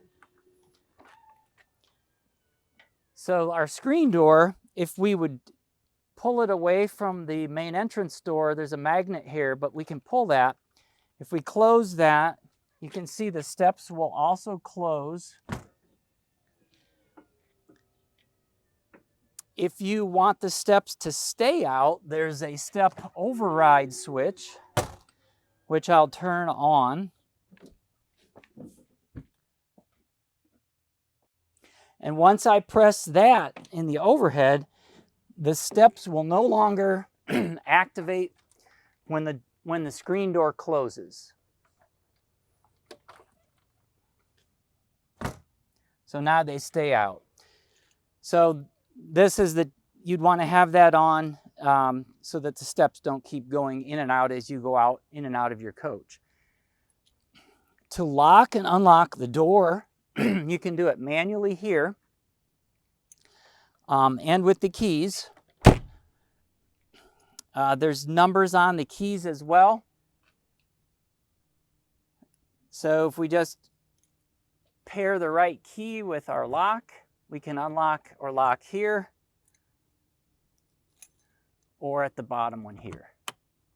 You can hear it lock and unlock. Now, obviously, if we're inside, we would want to lock it here for the deadbolt or here just for the door handle.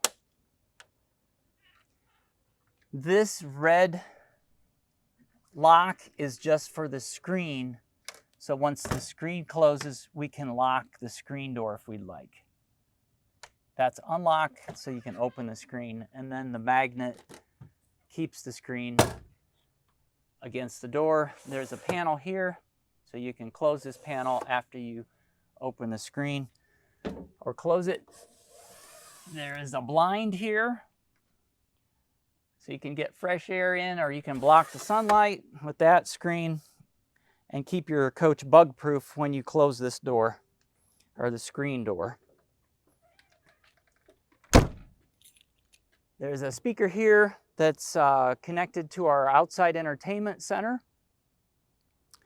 Our next compartment over is our freshwater tank. The freshwater tank has a drain here. If we need to empty the tank, we just open this drain like this. That's open and up is closed. This is a slide room controller for the bedroom slide out. When you turn it on, there is an LED display that comes up in the window. That's the amount of amperage that will be used to open and close that slide out. Next compartment over is our vacuum and our accessory bag. All of your accessories are inside here. And we'll go inside the coach in a little bit and we'll demonstrate that. But you can use this vacuum right here and attach it to this opening. There's a slot here you can lift up and you can attach your vacuum right here. And you can use your accessories outside if you'd like. We have we have our interior light here. This, of course, is the plug for our vacuum here. And this ABS cover covers the controls for your main patio awning above. Just above this baggage compartment is your propane furnace. It's a Suburban furnace. There's a warning here. Don't block the opening, and hot. So when your furnace is operating, you want to make sure to keep anything away from here because it's an intake and an exhaust. The exhaust is coming out here, so it's going to be extremely hot, and you want to touch it or get anything close to it.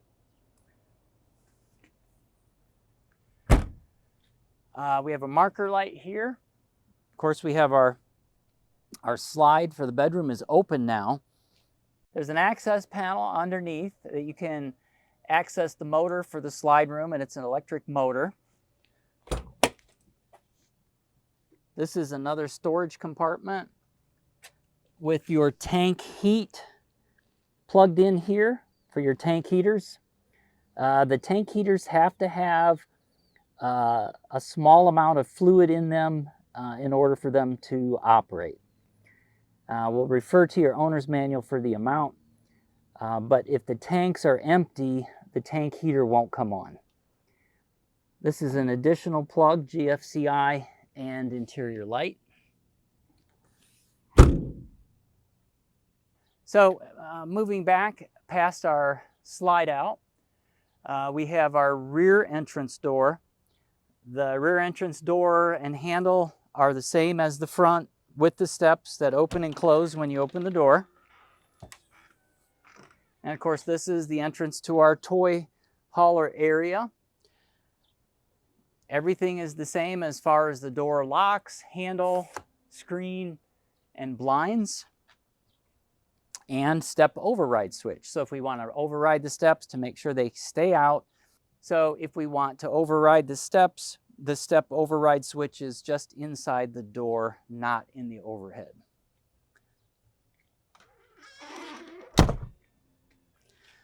In our next compartment back, just a storage area. And our last one is more storage. So this is an exterior vent to the toy hauler area. It has a manual handle control, so you can open and close this vent for air circulation inside. Just above the door, you have your patio light, and this is your window that you can crank open from the inside for the toy hauler area. All right, so we're going to demonstrate the marker lights, brake lights, and the rear backup lights.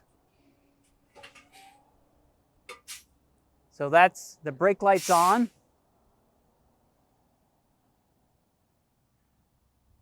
Marker lights on.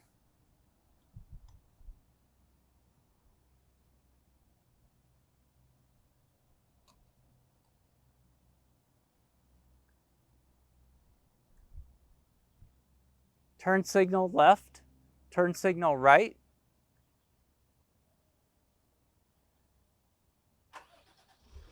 So now he started the coach. We're going to put it in reverse. So you can see our backup lights should come on here. So there's your backup lights. All right, now we'll turn the coach off. If If you notice in the corner there, you've got your drip rail. Of course, the water that comes off the roof comes down the drip rail and comes down the either end, the front or back. We have our marker lights at the top. Our rear view camera is in the center at the top. And you can see this door we're going to open. To open up the back hatch and extend it, there's a lock handle here. So you have to reach up, and there's a yellow handle that you can see as you're standing here with a trigger on the top of it. Once you pull that trigger down, you'll be able to pull the handle down. That unlocks. And now we can pull the door down.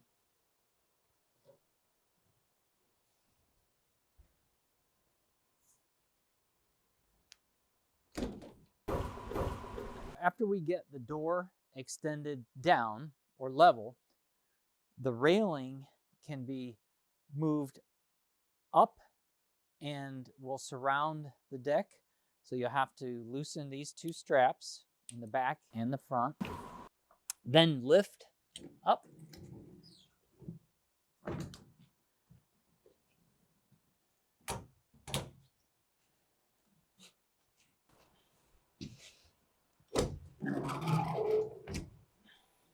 And then release these two straps and then rotate open.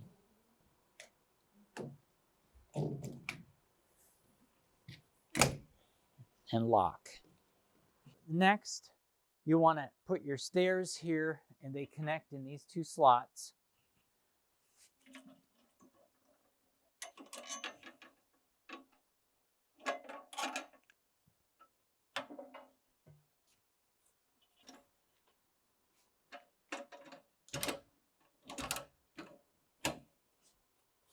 And then you can install your handrail.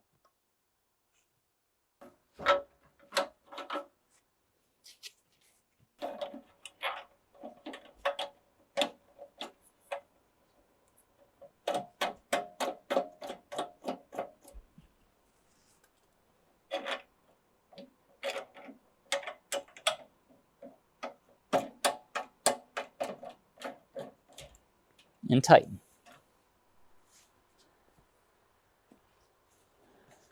In the interior right now, we've got the table and the bed lift, which folds out into a dining room area or setting. This can be removed. There's 3 legs that come out of the floor. So we can take this table out, remove the legs, and then we can fold this back into a bed or just lift it up out of the way. So we're going to show you how to do that now.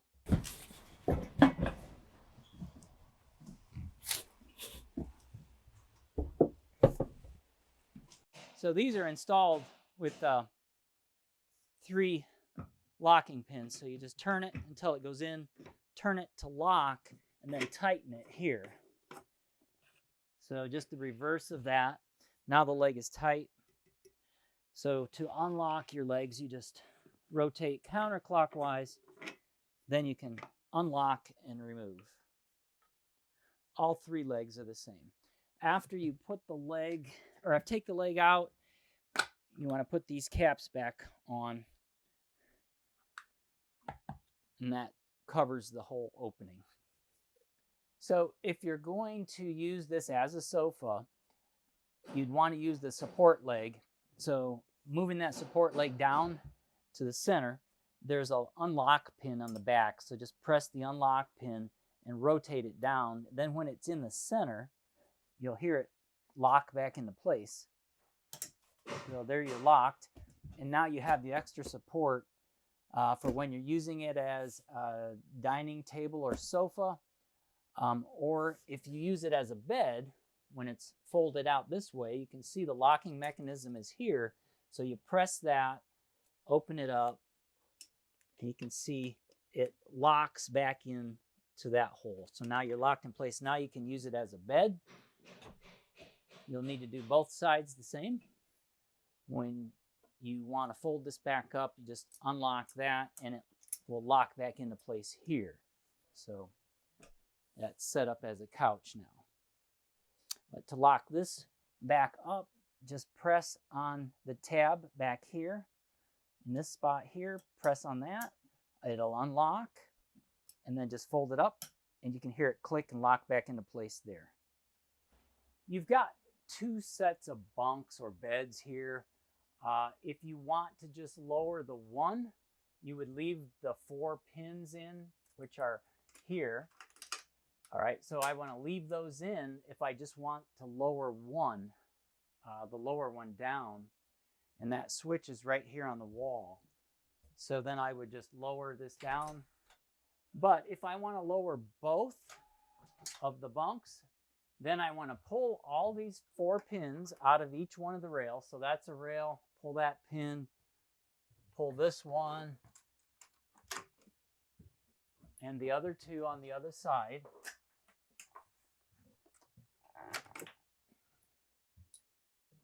So now I've got all 4 pins pulled.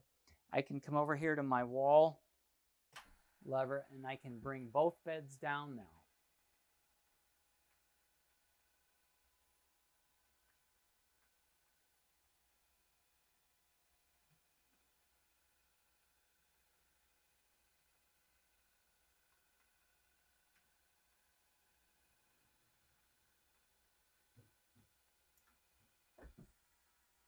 So the micro switch for the top bunk stopped the upper bunk, but the lower one will continue on down.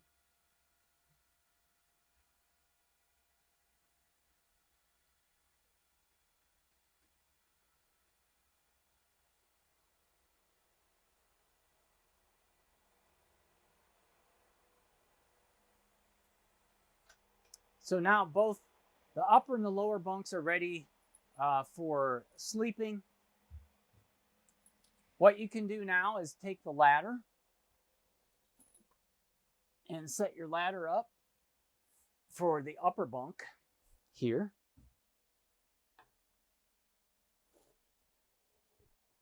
So now you have access to the upper bunk and the lower bunk. Again, we talked about it a little earlier, but before you put weight on the lower bunk, you want to lower these 2 arms down to support that weight. Whether you're folding it into a bed or if you're folding it into a sofa, then you just want to lower this leg down to support people that might be using it as a sofa or a dining table and sofa. So the reverse of that to store it would be the same. You would lower these down to the center and remove the ladder. So you can store your ladder, the 3 legs, and the table on the top bunk, and then you're ready to stow the bunks. Press up. The bottom bunk meets the top, and then they both go up, and then you'll have to put your 4 pins in to lock them in place.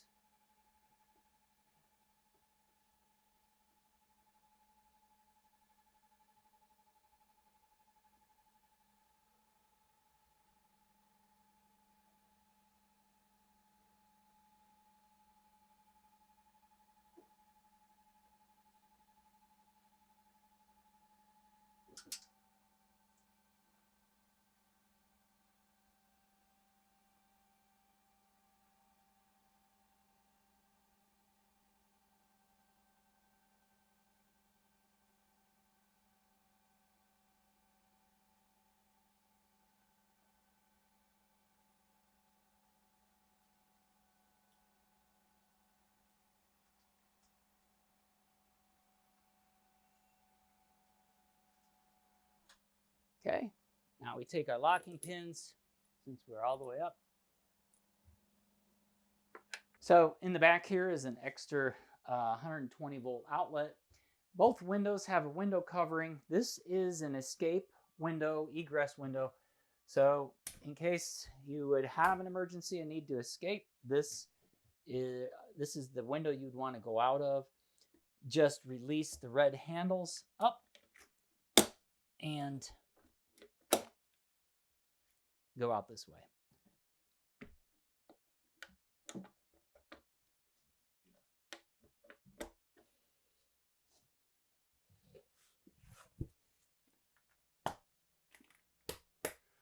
Both of the other windows on either side have a crank and screen to open and close, just like the windows in the front.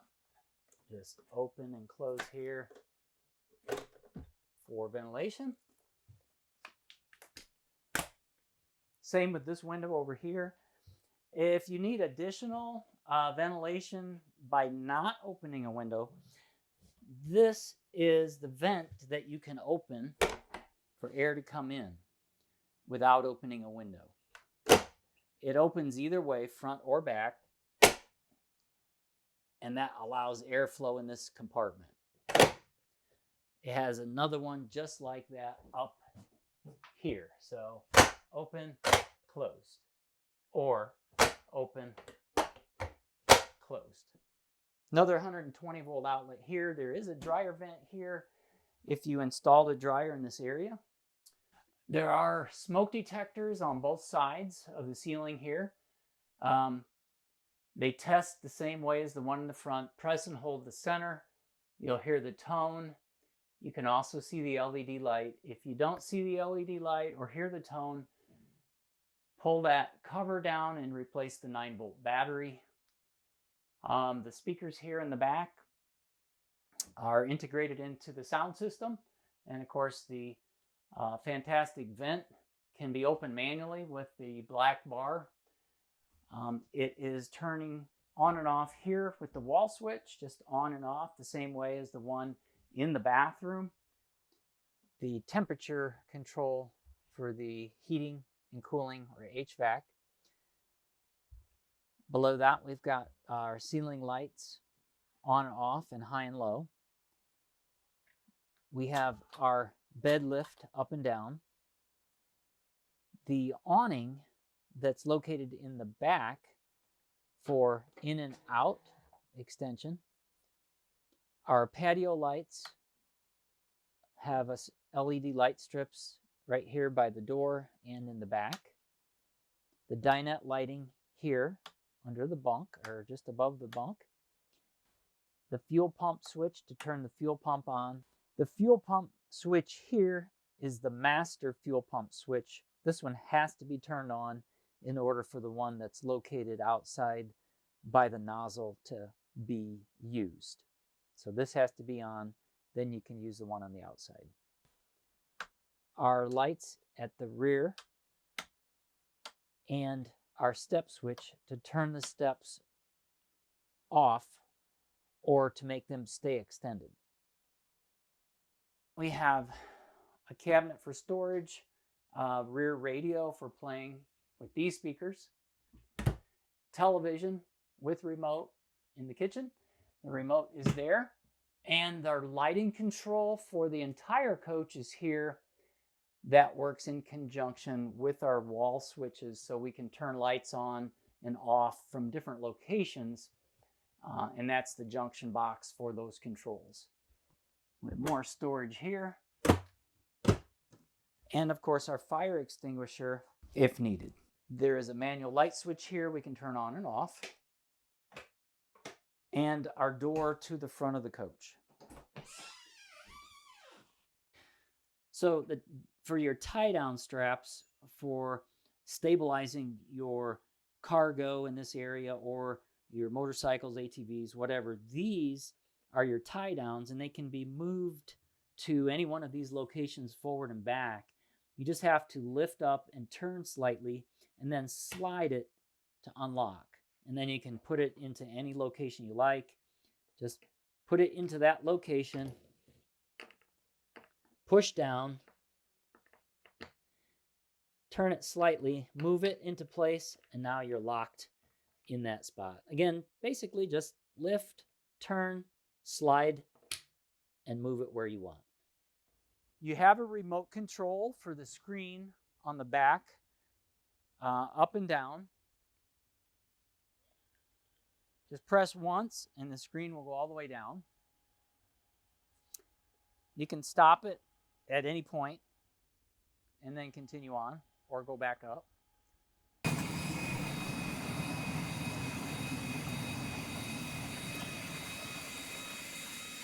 So that's fully extended. Then we can just retract with one press.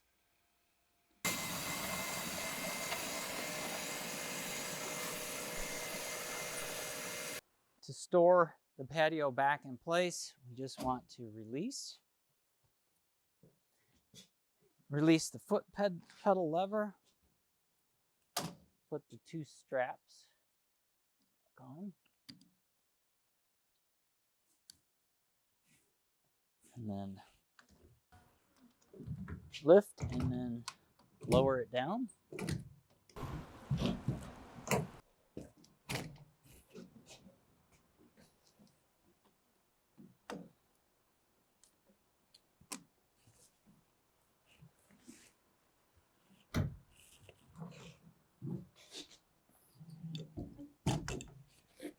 And then restrap front and back.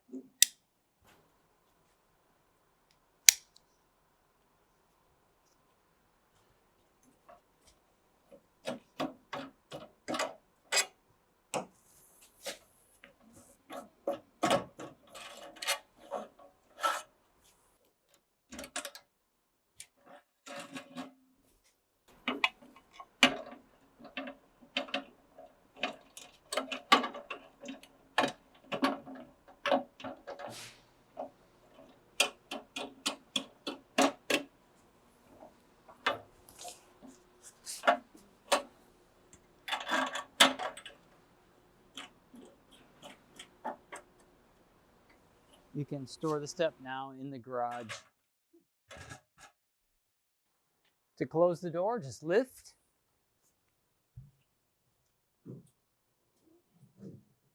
Once it gets tight enough, you just rotate the handle back up to lock it.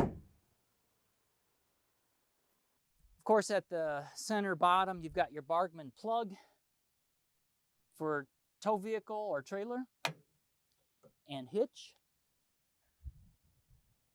Coming around to the driver's side, we've got a marker light here.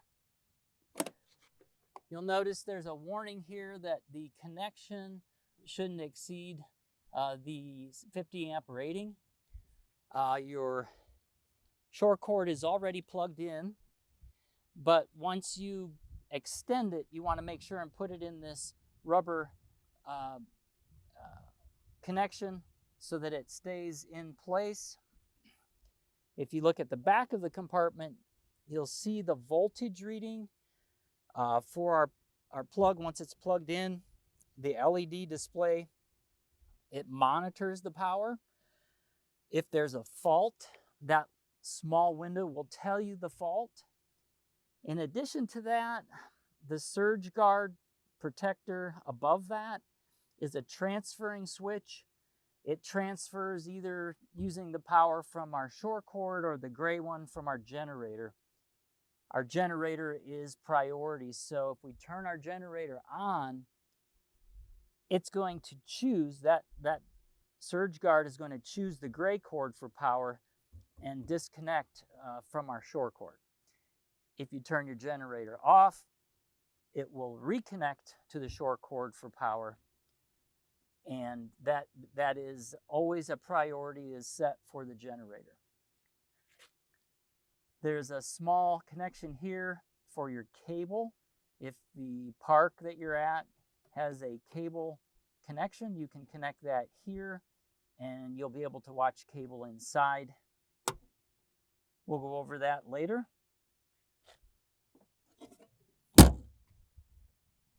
Our next compartment is our fuel fill.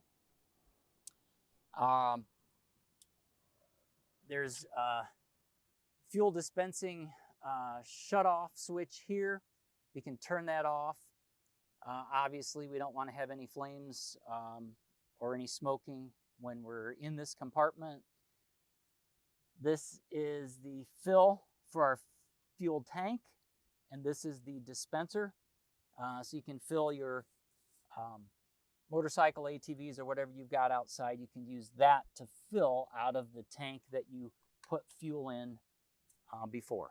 In addition to a fuel cutoff on the exterior here to turn off the fuel, there's another one inside as well. Next compartment forward is more storage. And then we have our sewer hose storage area here.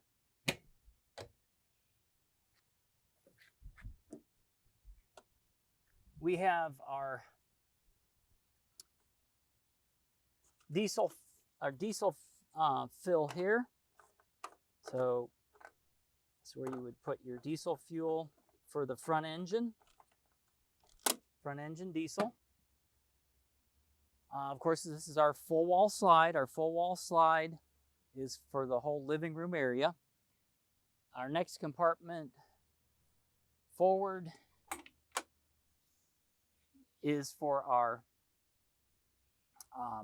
tank and sewage when we want to drain them.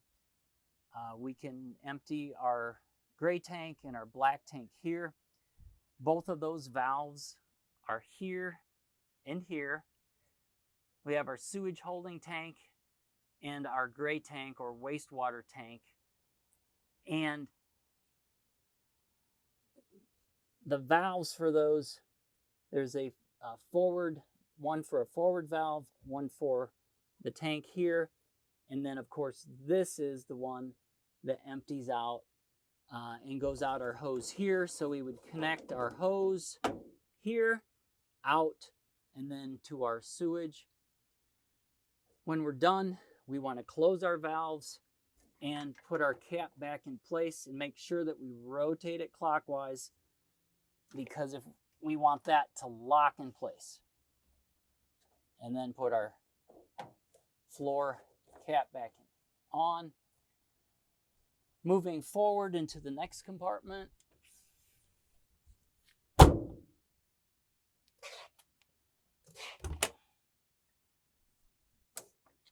This is our water control and water bay compartment. We can turn our water pump on. We can fill fresh water here. This is a shower, outside shower for cleaning or rinsing.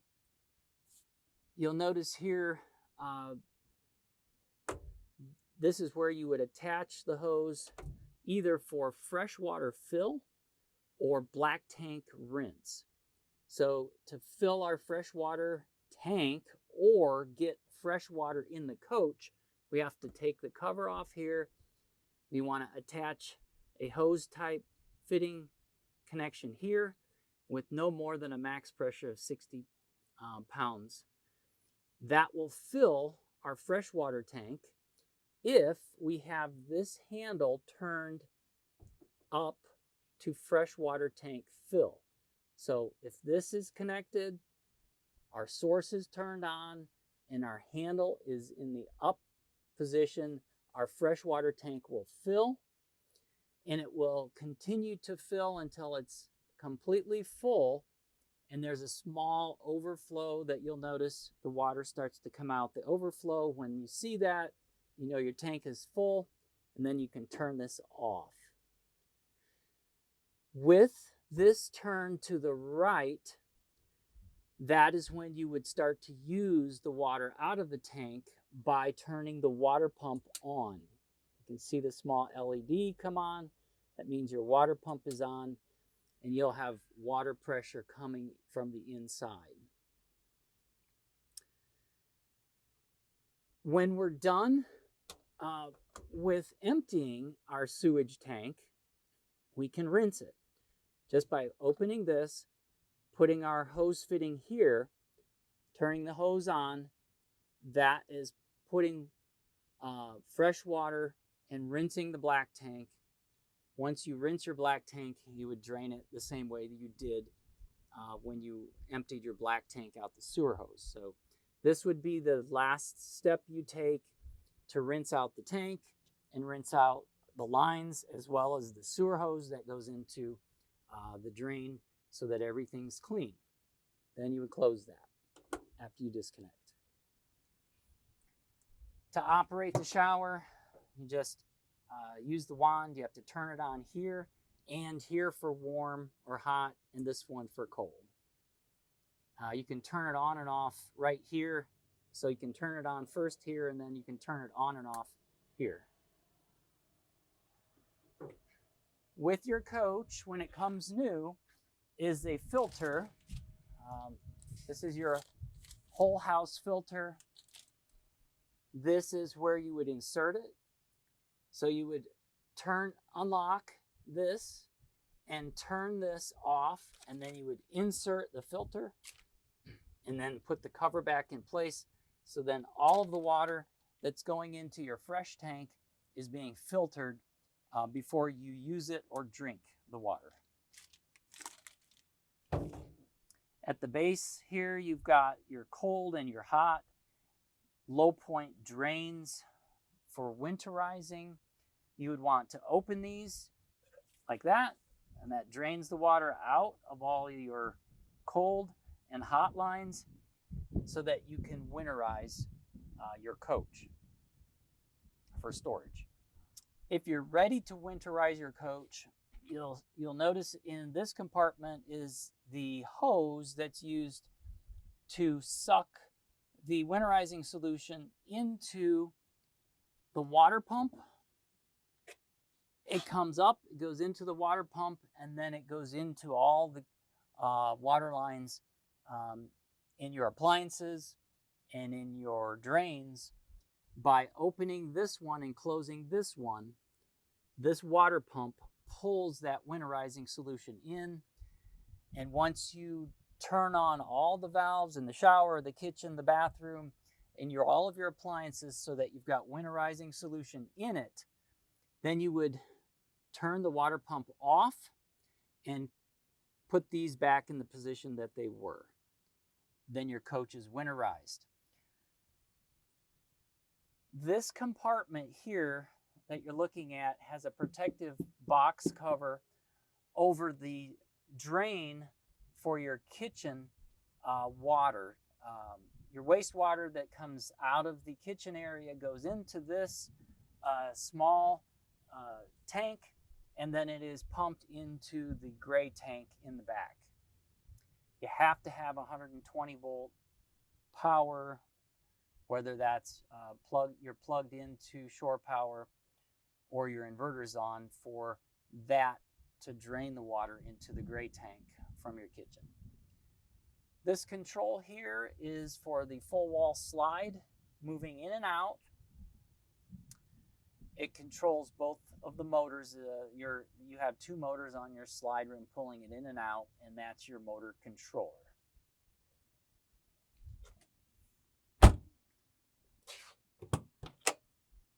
In our next compartment forward, we have more storage area. This is just a continuation of that compartment.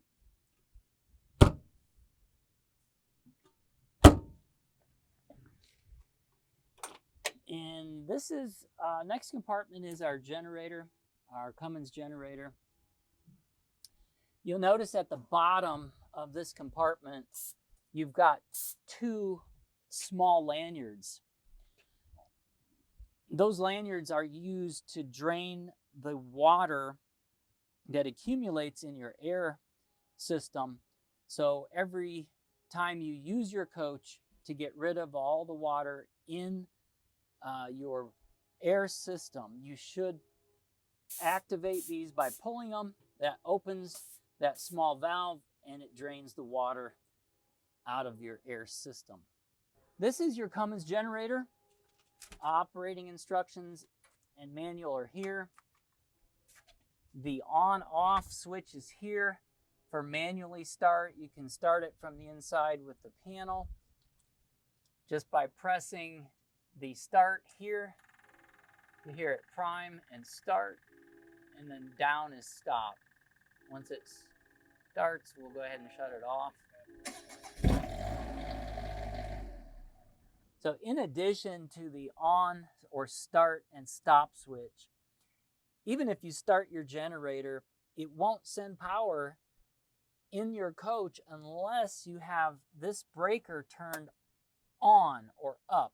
So that has to be up. If it's tripped, it'll be kind of halfway in between. You have to go all the way off and then back up to get power from your generator. Just remember that. If you've got your generator on and there's no power going in your house, come out and check that breaker. That has to be flipped on.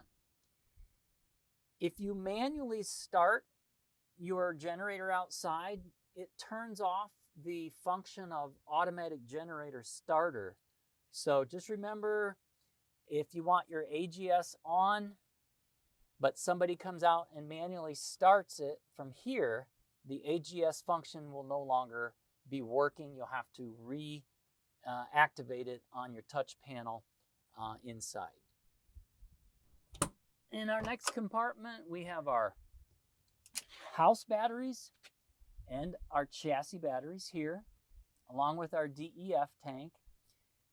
To service the batteries, we can lift up the locks on both sides here and here.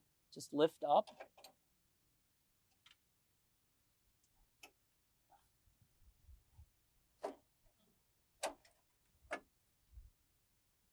Now we can pull the tray out. We can open the batteries and check the fluid just by rotating these locks like that. We can lift these up. These are lead acid batteries. Check the fluid, add distilled water if needed, put the cover back on, and rotate clockwise to lock it back in place. You should check your batteries, especially in hot weather, because you will lose fluid over time. You want to keep the fluid above the top of the plates. That's how you check these batteries. Those are AGM batteries. They are maintenance free, so you won't need to add fluid to those. If you replace batteries, look at the wiring diagram to make sure you have your connections correct before you turn the battery disconnect back on. If you're not getting any power in the house, there's a fuse. The fuse is right there. If that fuse is tripped, you'll have to replace that fuse before you'll get power out of your house batteries in the house. When you're done servicing, close the compartment, slide the tray, and then put your locks. Don't forget your locks. Put them back down in the slot, and that locks the tray. You'll notice there is no enclosure for the batteries because of the gases that the batteries produce. You want to make sure that they're not in an enclosed area. Our jack system solenoids you can see over there. If you need to add fluid to your jack system, there's a fluid port there that you would add your fluid to. When you're done servicing in this compartment, just close the door here and lock if needed. On the outside of our full wall, we have a water heater. It's called a Truma AquaGo. To open and close it, you'll see a little arrow there for closed. So just rotating it left opens this door lift up, and you've got these that hold the door. We have warning labels, caution labels here. We have a schematic drawing here. Of course, this is LP operated. Our main power switch is here, power on. To drain the tank, if you're going to winterize it, it's just lift up here, and that's going to drain your tank. Leave your filter out. I'll put this back just because, okay, our tank is drained now.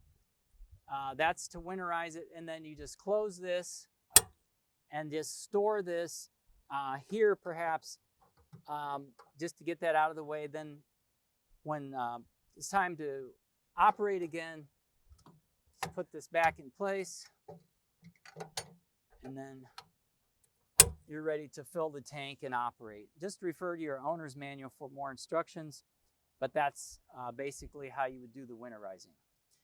There is a pressure relief valve here. If the tank is warm, do not open that. That's just there for when the tank might be overheating, that pressure relief valve opens. You shouldn't be opening and closing that.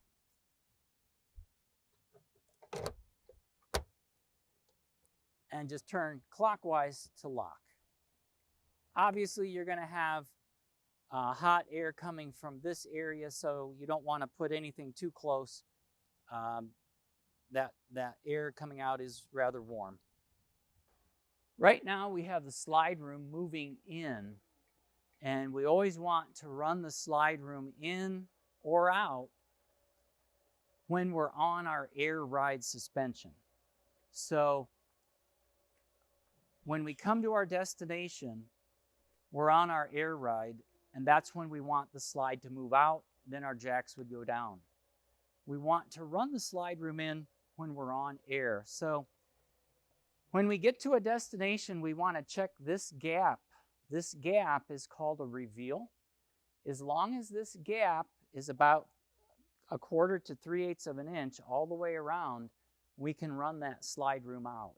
If we see that the distance between this fascia trim and this Z trim is touching, we don't want to run the slide room out until we get the coach in a more level position.